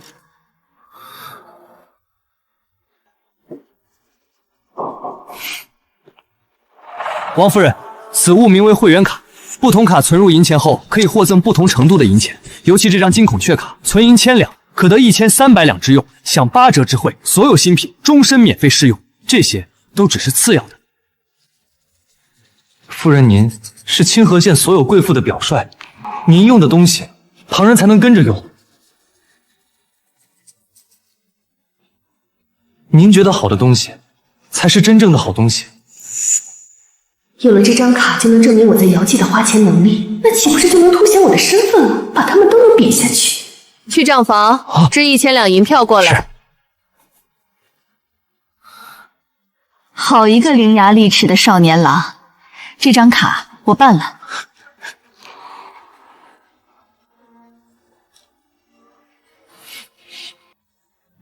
不仅如此，明日我会在府中设宴，请全城的名流都来，你亲自来为他们讲解你的这套会员制。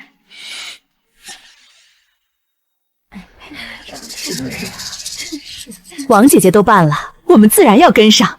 给我来一张牡丹卡，我可不能输给她，我也要金孔雀卡。钱不够，我这就让下人回家去取。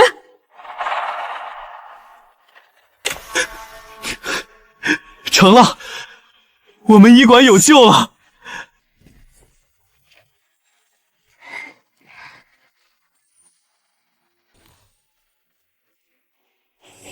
姐，经过上次黎氏药行的事，我重新评估了我们所有的供应商，我把他们分成了3、6、9等，并且在每一个关键原料上都找了至少3家备用商。签订了新的供货契约，确保类似的事情再也不会发生。就按你说的办，男儿，你现在真的长大了。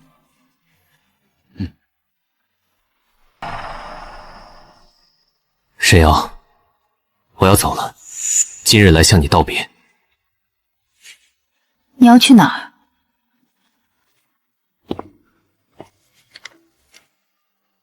朝廷正在征兵，备战西北。如今我腿上的旧疾已好，可以重返沙场，为国效力。我明天就走。你现在事业越做越大，摊子铺得这么开，我本想留下来帮你。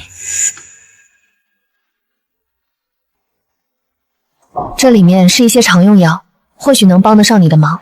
你的战场在西北，我在这等你回来。等我回来。掌柜的，掌柜的，不好了，不好了！出什么事了？慢慢说。河道里的珍珠蚌，不知道为什么一夜之间全都奄奄一息，张着壳浮在水面上，快要死光了。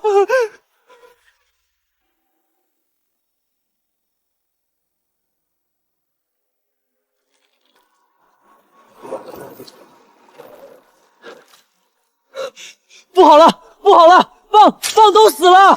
完了，这下全完了，这可是我们全村人的命根子啊！肯定是前几天那场寒潮把蚌都给冻死了，老天爷不给我们活路啊！不是冻死的。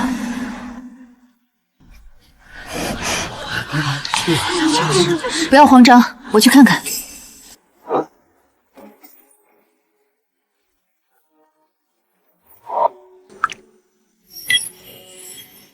如果是单纯的低温，只会让他们进入休眠状态，不会导致大面积死亡和腐烂。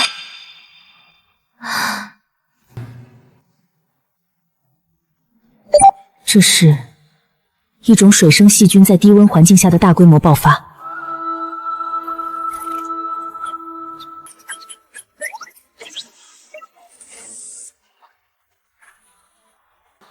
姐姐，你确定这些东西能行吗？放心，对付这些小东西，我比谁都有经验。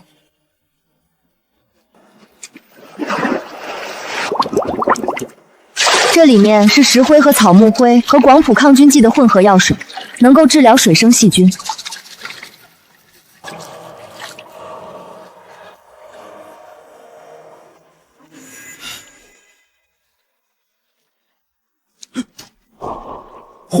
活了，都活过来了！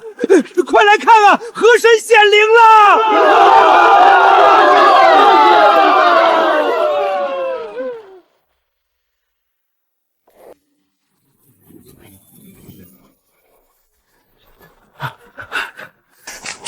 这蚌壳里面蚌肉肥美，珍珠更是比之前还要大上一圈。河神，沈神医就是河神转世啊！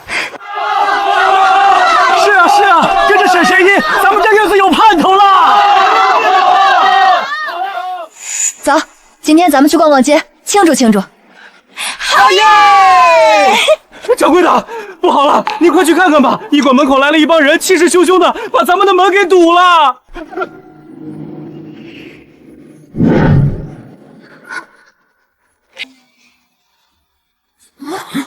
二姐，这是什么情况？我也不知道。州府药王孙百草道也，听说这小小县城还有人也敢称神医？我说是谁？原来隔壁监视的孙药生。不知孙药生大驾光临我这小小的医馆，有何贵干？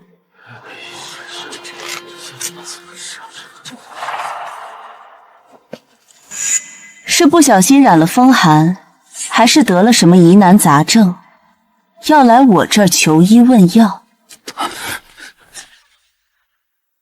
我来是听说清河县出了个了不得的神医，还能起死回生。我孙百草行医30年，倒要看看是何方神令，敢在我面前玩这种装神弄鬼的马事。是不是把戏？清河县的百姓自有公论。孙药王远道而来，堵在我医馆门口，究竟意欲何为？不妨直说。好，快人快语！我孙百草平生最看不惯的就是你们这种靠着1、2个偏方就敢自称神医的江湖骗子。我今日来就是要当着全县人的面揭穿你的真面目。我也不欺负你，这是我州府百草堂总店旁边的一间铺子，价值1000金。这张是我孙家赖以成名的玉之续骨膏秘方。你若敢与我公开比试3场，赢了我，这2样东西拱手奉上。要是输了，那姚记的招牌和你都给我滚出清河县，要再踏足医药半步。孙药王不愧是药王，太有实力了！黄金地位的铺子直接拿来当赌注，那是自然。我的实力大家都看见。州府的铺子，这倒是个打入州府市场的好机会，还能省去我不少开店的银钱。不过他既然敢公开挑战，3场比试定是凶险万分。他想踩着我的名声更上一层楼，我偏要利用这个机会反将他一招。彩头不错，只是这赌局似乎不太公平。哦，怎么不公平？你赢了，我身败名裂，滚出清河县；我赢了，只得你一间铺子1张方子。我姚记医馆如今的价值，孙药师不会算不清楚吧？哈哈哈哈！好个不知天高地厚的小丫头，竟敢跟我讨价还价！说吧，你想怎么样？很简单，我若输了，我的姚记医馆滚出县城；你若输了，你孙家在州府的12家药铺，连同你那块药王的招牌，我要1半。好大的口气！敢还是不敢？你若不敢，现在就带着你的人从我的门口离开。我现在拒绝，等于当众承认我怕了这个小丫头。好，我跟你赌，明日5时，天香楼广场，当着全县人的面公开比试，我看到时候你还怎么狂！姐姐，你太冲动了，万一……既然他非要挑衅，那我们就让他输得心服口服。药王对决第1局，闻香识药。规则：半炷香内写出顶用药材30种以上者胜。时辰到，上鼎。沈神医，我这鼎里可足足有100种药材，其中不少药性相近，气味相仿，极难分辨。多谢提醒。不过药不在多，孙药王若只懂得以量取胜，那这药王2字未免有些名不副实。太难了，老夫的鼻子都快失灵了。这是采样针，空间，启动空气成分分析。分析完毕，共计100种药材成分，已全部分类方离档。100种，就这？还以为有什么压箱底的手段，看来是高估它了。怎么，沈神医被我的百草香阵难住了，迟迟不动笔，是闻不出来，还是不敢写啊？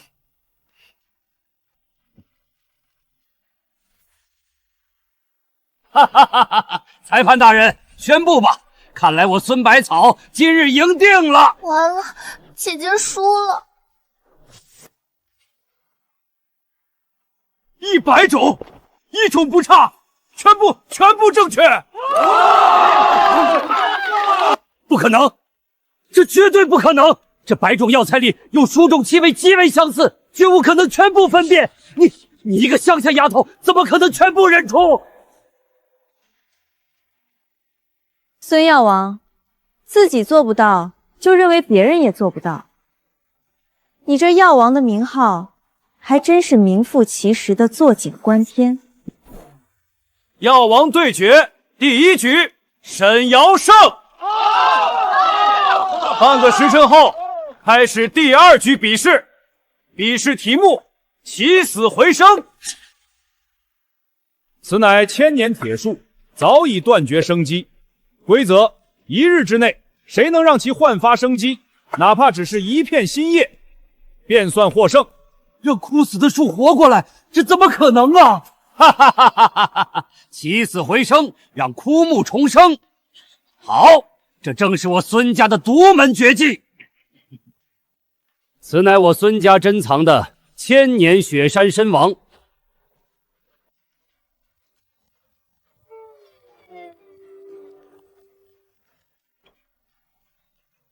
以它之精华为引，辅以天山雪水，炼制成参王续命液。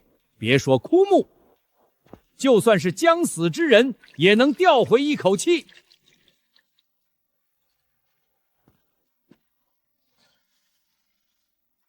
取1盆草木灰，再打1桶清水来，最寻常的即可。草木灰，清水。哈哈哈哈哈！沈瑶，你这是黔驴技穷了吗？你是想给这死树上坟，送他最后一程吗？你有你的法子，我有我的办法，孰高孰低，明日自见分晓。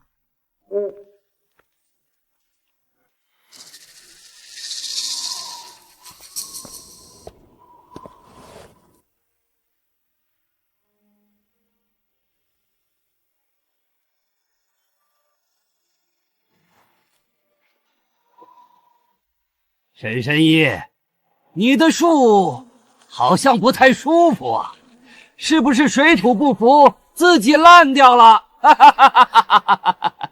怎么会这样？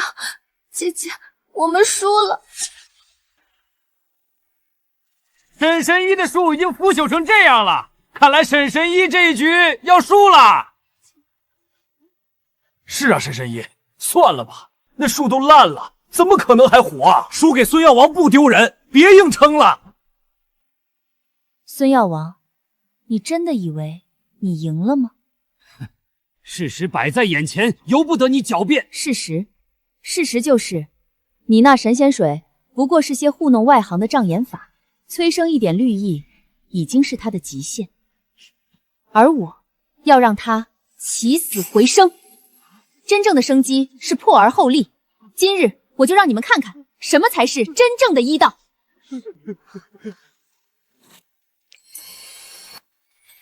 这是当年我研制的快速合成细胞的药剂，是时候展现我的技术了。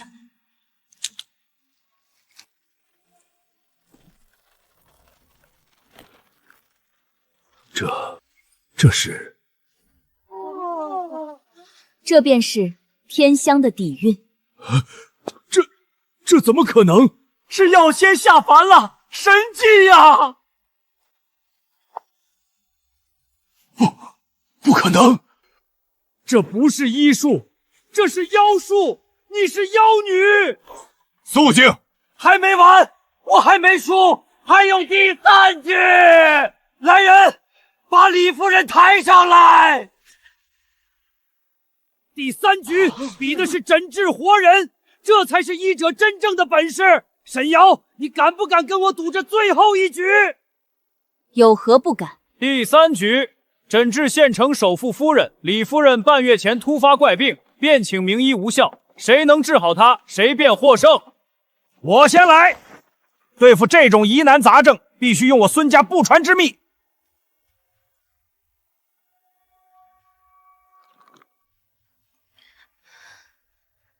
哦，不愧是孙药王啊，一出手见效了。沈神医，该你了。不过我看也不需要你出手了，夫人的病我已经治好了。不对，他汤里的药材虽然治阳，但配伍杂乱，根本不可能有此奇效。除非这汤只是个引子。奇怪，两种截然相反的症状同时出现，绝非普通疾病。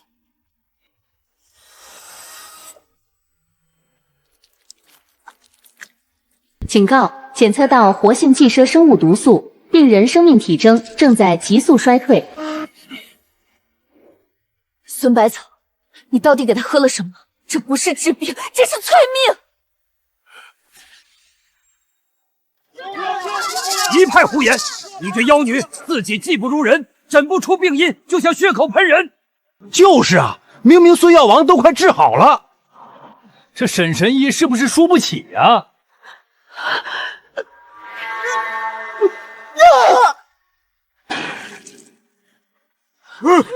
怎么李夫人比刚才还严重了许多？煞气，大家看到了吗？他还没动手，李夫人就被他身上的煞气所伤。都别动，想救他的命就全部退后。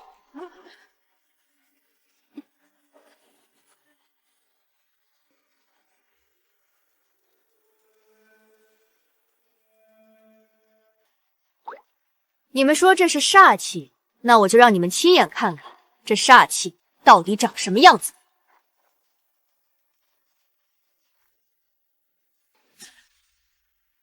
李夫人中的是一种罕见寄生线虫，虫卵潜伏于脏腑，一旦遇到特定的化合物刺激，就会在血液中瞬间孵化并释放大量毒素。你那碗根本不是补药，而是用百年玄秘参做饮，混合了数种催发虫卵孵化的烈性药酒。孙百草，我说的对还是不对？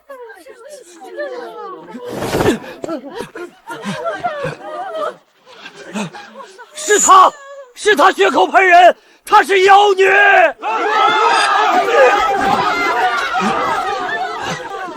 寄生虫而已，我能根治。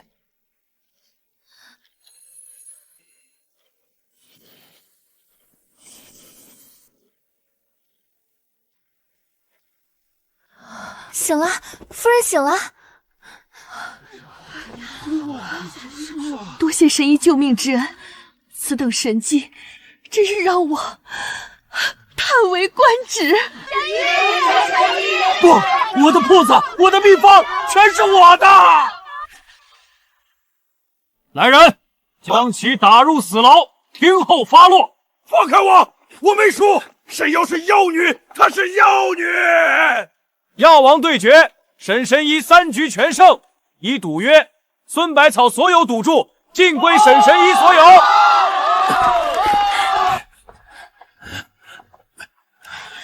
区区薄礼不成敬意，多谢沈神医救了老身一命。举手之劳，夫人不必客气。你的病症虽已根除，但身体亏空，还需好生调养。稍后我会让人将调理的方子送到府上。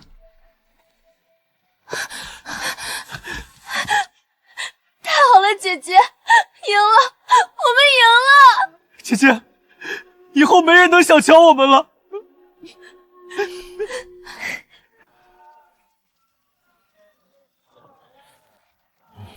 结果，弟弟，你小心点儿。一本破算术书有什么好看的？看的眼睛都快掉进去了。你看看你，差点撞到人了。你不懂，这书里可有大学问，什么鸡兔同笼，什么盈亏问题。我昨天就用这里面的法子，把咱们库房上个月的账重新算了一遍，发现钱掌柜多算了2两银子的损耗。你那才省几个钱。我前几天去布庄给作坊的姐妹们定做工服，那老板一开始要价300文一匹布，我先说他布料有瑕疵，又说我们一次性订的多，最后硬是让他给我算成250文一匹，里里外外我可是给姐姐省了好几10两银子呢。快让开！快让开！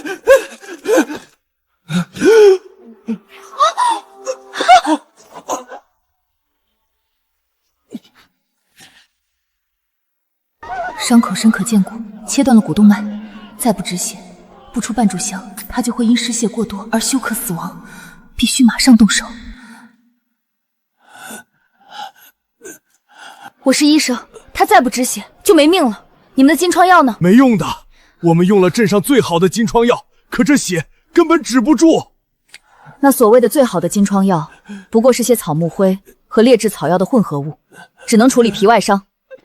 给我围起来，不许任何人靠近。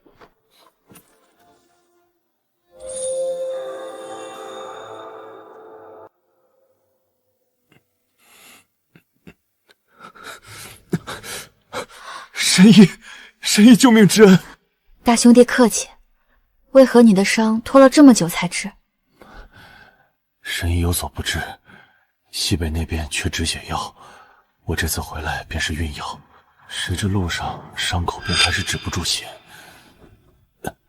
无数像我一样的士兵，不是死于敌人的刀下，就是死于流血不止的残酷现实。凝血速度太慢，粉末纯度也不够，上了战场根本救不了命。而且，姐姐已经好几天没睡觉了，她到底在做什么？我听姐姐说，她在尝试研制一种能大规模生产的止血粉，想送到边关去。问题到底出在哪里？配方已经是最优的了，无论是三七、白蚁还是龙骨，都达到了古代草药的极限。难道是制作过程出了问题？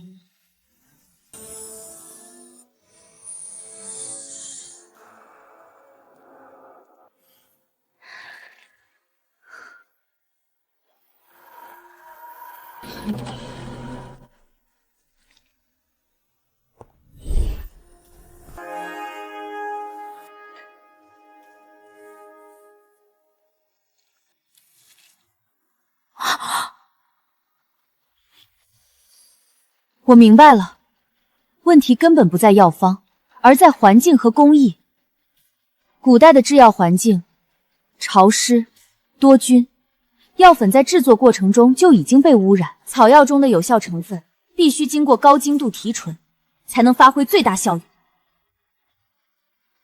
可是，空间虽然能造出完美的样品，却无法进行大规模生产。没有条件就创造条件，我沈瑶就在这个时代给他造出来。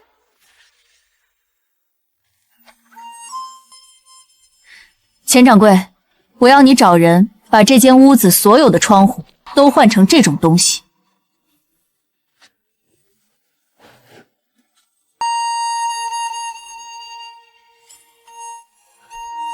天哪！老朽做了一辈子伙计，从未见过如此通透、如此巨大的琉璃，这简直是神物啊！沈神医，这得花多少钱啊？这可是我将医疗空间的柜子门卸下来的钢化玻璃，秘方暂不外传。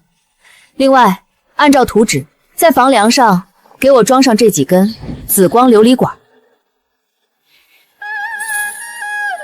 此物名为驱邪紫光，能驱散空气中所有肉眼看不见的秽物和病菌，是我这间药房的核心。记住，安装时务必小心，不可有丝毫损伤。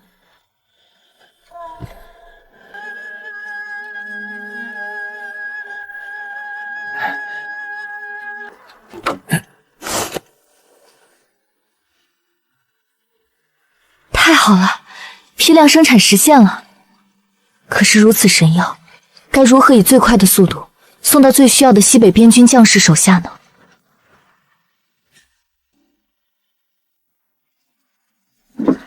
钱掌柜，这里是第一批止血药粉，共计300瓶。我不求任何回报，只求您能用最快的速度，通过您的渠道，将他们送到最需要他们的西北前线。沈神医，你这可是破天的功劳啊！就这么分文不取？我是个商人，但首先我是个医生，救死扶伤是我的本分。国之将士为我们流血，我为他们止血，天经地义。沈神医高义，刘某佩服。您放心，这批神药一定会亲自送到王大将军手上。有劳。废物，一群废物！我大国的勇士，不是死在敌人刀下，就是活活流血流死的。朝廷每年拨给你们的军饷，都为了狗吗？王将军，沈神医神药在此。不会又是哪个江湖郎中来骗钱的吧？用他的药，先试一试。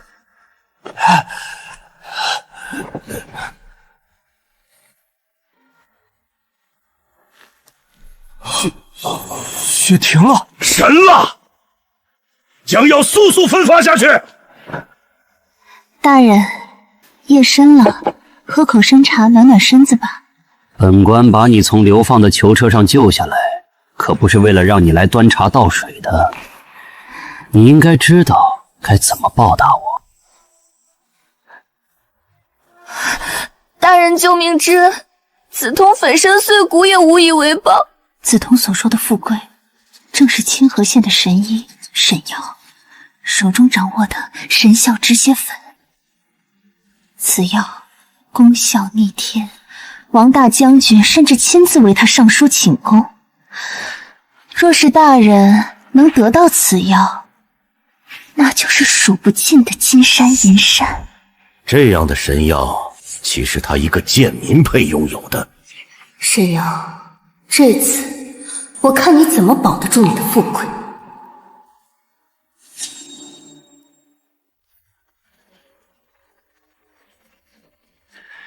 谁是沈瑶？知州大人有令，宣他即刻觐见。我就是。不知大人驾到，有何贵干？呵呵，你就是沈瑶，倒有几分姿色。知州大人听闻你献药有功，特派本官前来嘉奖。这是知州大人赏你的。不过大人也说了，这神效止血粉乃国之重器，放在你一个民间女子手中，终究不妥啊。为策万全，大人决定由官府出面，统一管理并生产此药。你即刻将药方完整的献上来吧。此药我也已与西北军方约定，只为他们专攻，不做他想。多谢大人嘉奖，但这药方是我沈家安身立命之本，恕难从命。他们分明是来抢我们药方的。别乱说话！大胆！沈瑶，你可知你在跟谁说话？本官代表的是知州大人，你敢抗命不成？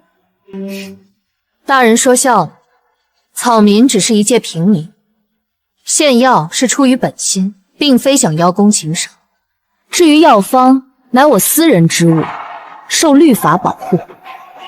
大人若是想强抢，那便是与法为敌，这个后果不知大人担当得起吗？好一个伶牙俐齿的贱民！你给本官等着！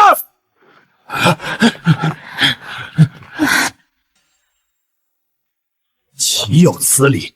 岂有此理！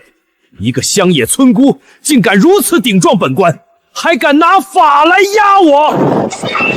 刘县尉，你就是这么治理清河县的吗？王大人息怒，这沈神医脾气是怪了些，但他毕竟有功，如今更是县里的红人，下官也不好强逼呀。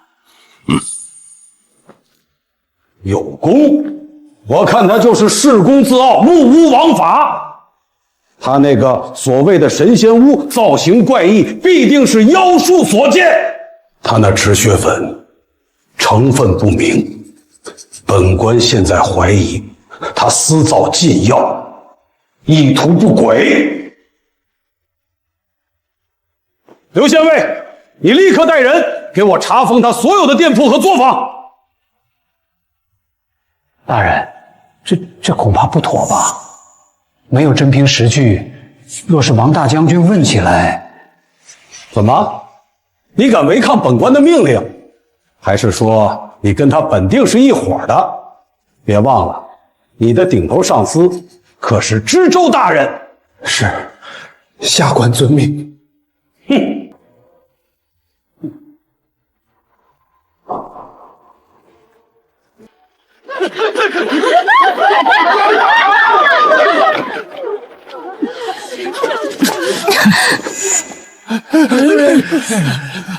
你们凭什么查封沈神医的医馆？沈神医是我们的救命恩人。有！对，没有沈神医，我们全村人早就死在瘟疫里了。你们不分青红皂白，还有没有王法啦？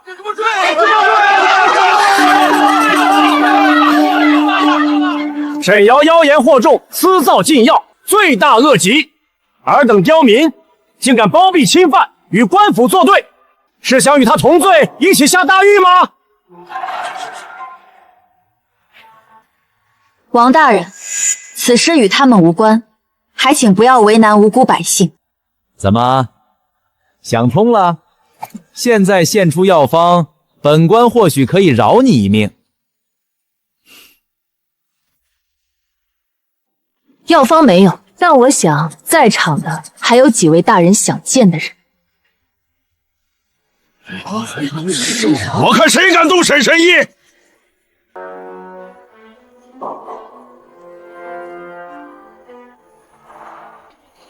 王主簿，我倒想问问你这是何意？沈神医乃是我儿的救命恩人，也是我李家的贵客，你凭什么查封他的医馆？是啊，沈神医的药效我们可都是亲眼见过的，怎么就成了禁药了？几位夫人，本官是奉知州大人的命令办案，莫说你们，就是县令大人在此，也无权干涉。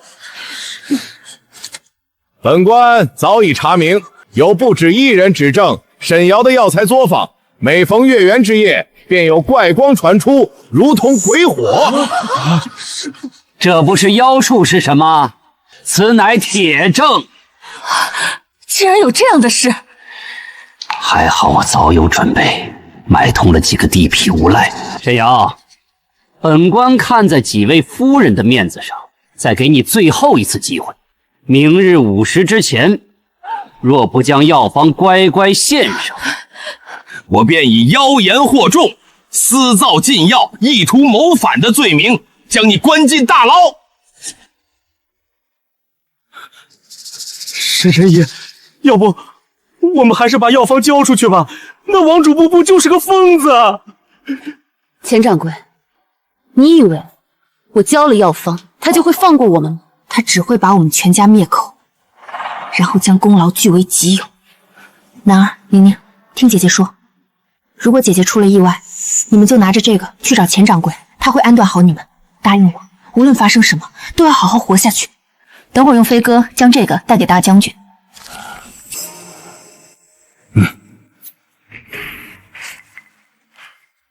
沈瑶，本官的耐心是有限的，最后给你一次机会，立刻滚出来，献上药方，否则休怪本官不客气了。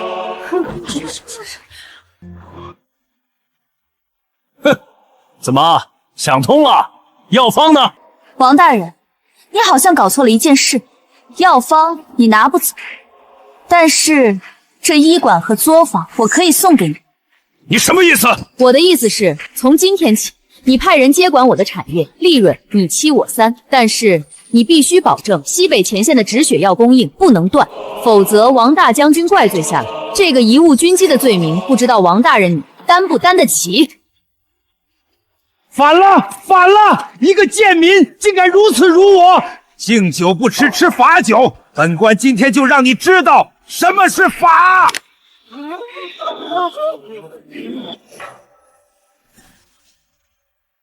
敬酒不吃吃罚酒，本官今天就让你知道什么是法！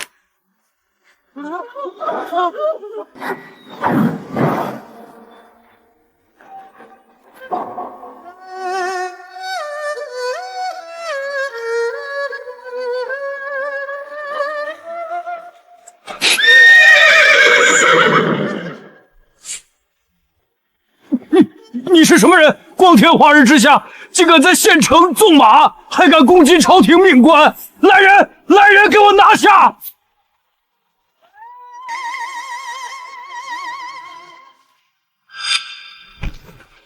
奉天承运，皇帝诏曰：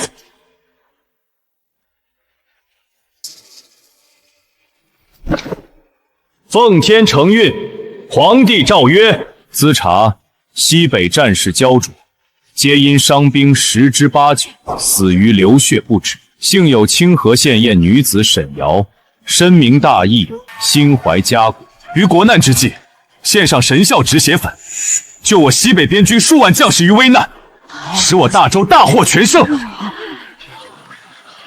天哪！我听到了什么？沈神医的药救了将士？此乃不世之功，功在社稷，利在千秋。朕心甚慰，特此册封沈瑶为护国湘军，食邑300户，赐金1000两，绸缎白匹。其名下所有产业皆受朝廷庇佑，任何人不得侵占，其人身安全由新封威武大将军萧山全权护卫。敢有伤之者，视同谋逆，钦此。完了，沈瑶现在的靠山可是陛下，我惹毛了他，哪有我的好果子吃？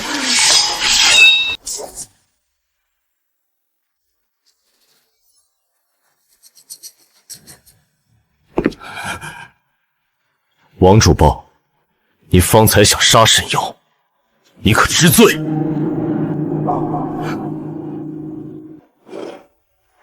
将军饶命！下官知罪，下官永远不识泰山，下官再也不敢了。都是知州大人逼我这么做的。很好，你还知道是奉了知州之命，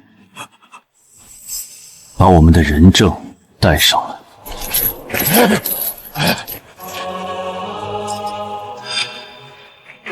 知州府的库房总管，他不是应该在州府大牢里吗？怎么会在这里？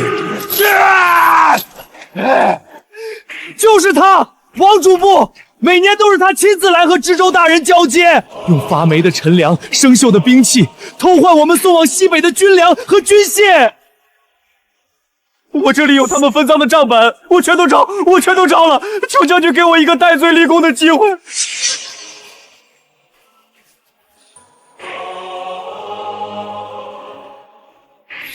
奉天承运，皇帝密旨，彻查地方官员贪墨军饷、动摇国本一案。王德发，你与知州赵德勾结，罪证确凿，按我大州军法，腾通谋逆。来人，带下去！大人冤枉啊！大人，沈瑶，你没事吧？我来迟了。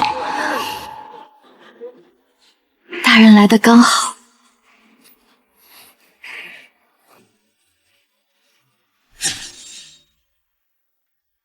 传我将令，即刻起，全城戒严，封锁所有出城要道，一只信鸽都不许飞出去。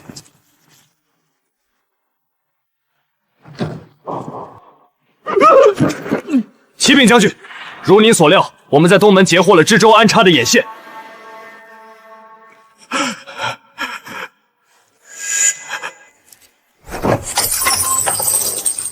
我给你一个活命的机会，你立刻出城，快马加鞭的去见知州，就告诉他，王主不虽死，但记录他所有罪证的关键黑账，就在姚记医馆。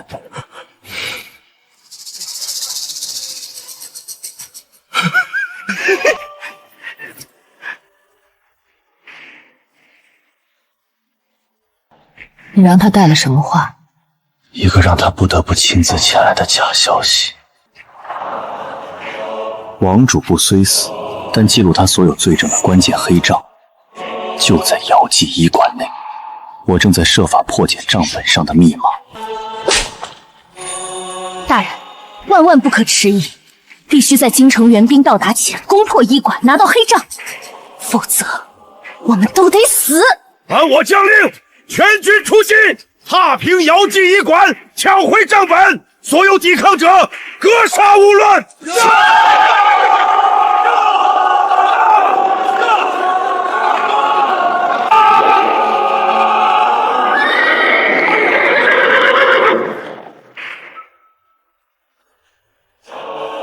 好久不见，方子彤。竟然是你！叛党知州赵德及其同伙方子彤全部拿下！从被栽赃陷害，再到智斗知州，他自始至终都没有流露出一丝一毫的软弱。这不可能！这种闻所未闻的建筑，他到底是怎么做到的？怎么，大将军被吓到了？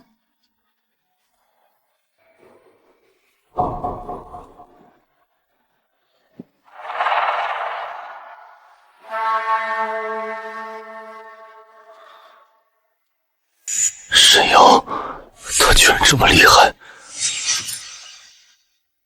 你离别多日，没想到回来便已是大将军，那我就好心让将军参观一下我独特的工作室吧。看，这是试验台，通常我研制的药就放在这里。瑶瑶，我曾以为我能用我的战功和权势来守护你，现在我才明白，你自己便可以独当一面。请问，你可以嫁给我吗？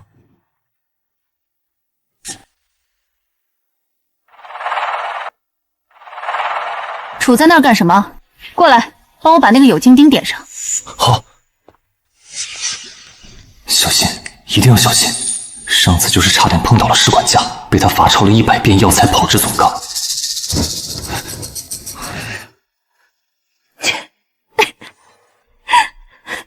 好了好了，大将军，我的实验室很安全，没有敌人。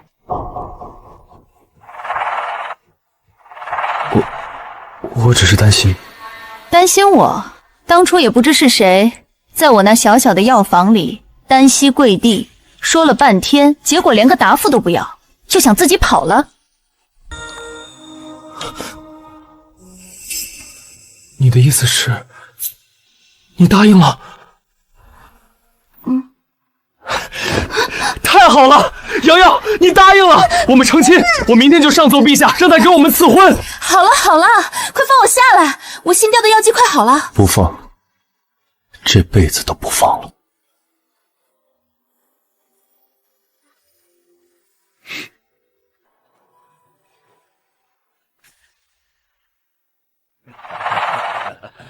真是热闹啊！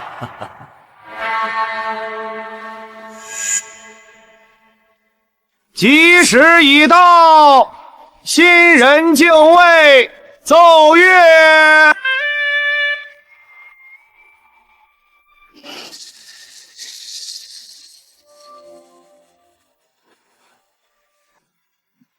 一拜天地，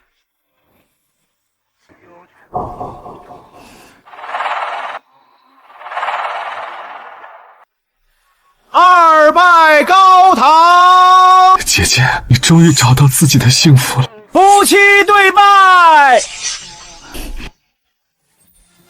李成送入洞房。永结同心，早生贵子！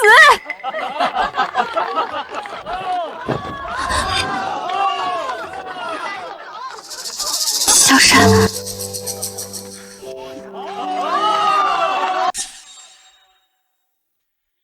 张院旨，这位便是我向陛下举荐的神医沈瑶，太后情况如何？原来这位就是传说中的神医，老夫失敬。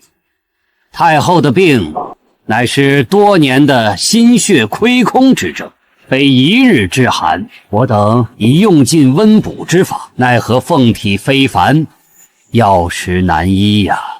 既然你们药石难医，就证明你们的方向错了。我要面见太后，立刻。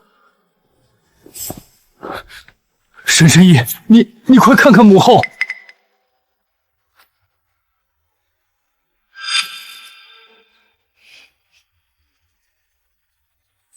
陛下，太后并非旧疾复发，她是中了毒，一种长期的慢性混合在日常熏香里的毒。一派胡言，血口喷人！宫中所有熏香都经过太医院和我亲自检验，层层把关，绝无可能有毒。你这是在质疑整个太医院，是在动摇国本。是吗？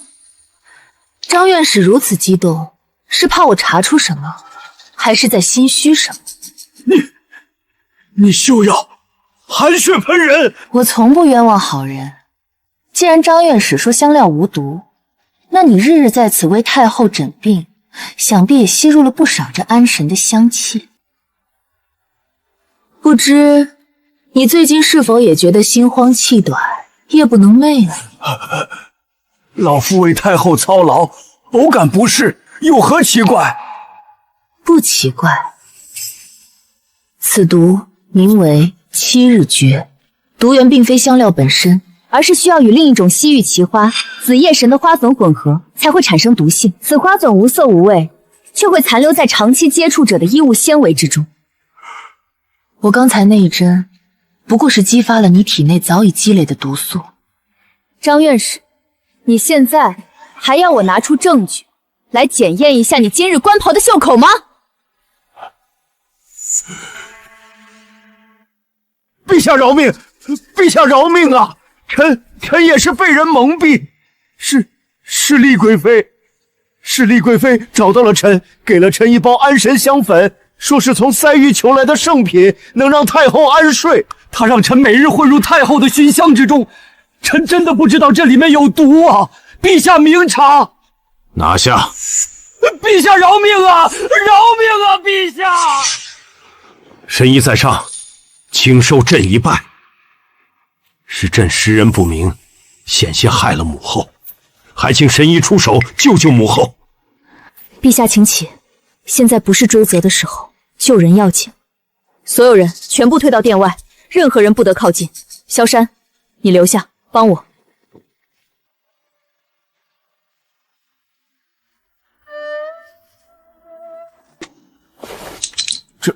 这是何物？神医，太后中毒已深，毒素早已融入血脉，寻常汤药根本无法根除，必须将她体内的毒血全部置换出来，她才有生机。皇帝，哀家这是活过来了。母后，你终于醒了。神医再造之恩，朕无以为报。朕要加封你为一品诰命夫人，赏黄金万两，良田千亩。你还有什么想要的？尽管开口。陛下，这些身外之物我不需要。那神医想要什么？我只要陛下允我2件事。请讲。第一，请陛下恩准将姚记医馆列为太医院指定供药商，日后宫中有所需的药剂，可由我姚记提供。太后此次中毒，皆因药材检验不明。我姚记有独门的药材培育和炮制之法，可确保所有药材纯净无毒。此事是为陛下和皇室分忧。好，朕允了。第2件呢？第二，请兵法下旨将神效止血粉列为全军标配，让姚记独家生产。我夫君萧山常年征战沙场，我深知将士们流血牺牲之苦，此药能让为陛下江山社稷分忧。好一个为国分忧，朕准了！哈哈哈哈！东家，京城新开的回春堂完全仿冒我们的珍珠美颜膏，价格还便宜30%，已经抢走了我们不少客人。我们是否要降价迎战，降价是最愚蠢的办法。传我的话，江南所有分号的珍珠美颜膏即刻起限量供应，每日只卖100盒。啊，东家，这不是把客人往外推吗？真正的珍品一旦限量，便会供不应求。等回春堂生意回落，我们再不限量大量供给出来。原来东家是要先断其后路，再釜底抽薪。各位，好戏才刚刚开始。沈二小姐这一招真是妙啊！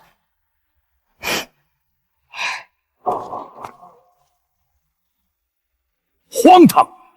我子健乃是圣人门庭，岂能接受商贾的铜臭之物？再者，你姚记要资助的，竟是些连字都认不全的寒门草民，简直是有辱斯文。老师，若医术只为富人服务，那便不是济世，而是生意。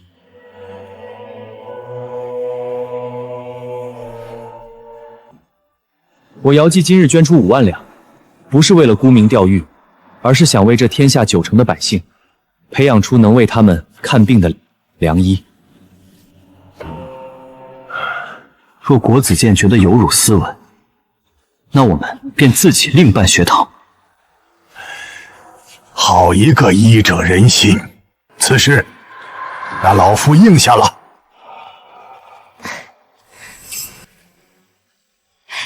事情都解决了，走去跟姐姐说说。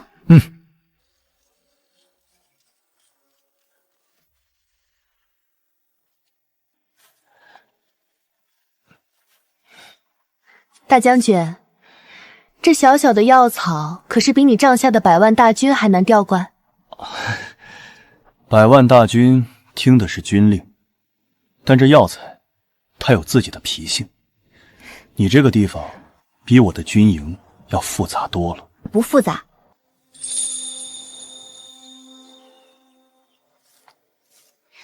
你看，你只要顺着它的经络让它舒展开，它就很听话了。以前在战场上，每天想的都是生死，我从没想过，我还能有这样能静下心来，闻着药香，晒着太阳的日子。瑶儿，谢谢你，给了我一个家。我也是，谢谢你，萧山。是你守着边关的太平，才让我能有这样一座可以安心研究医术的园子。你守着大家，我守着我们的小家。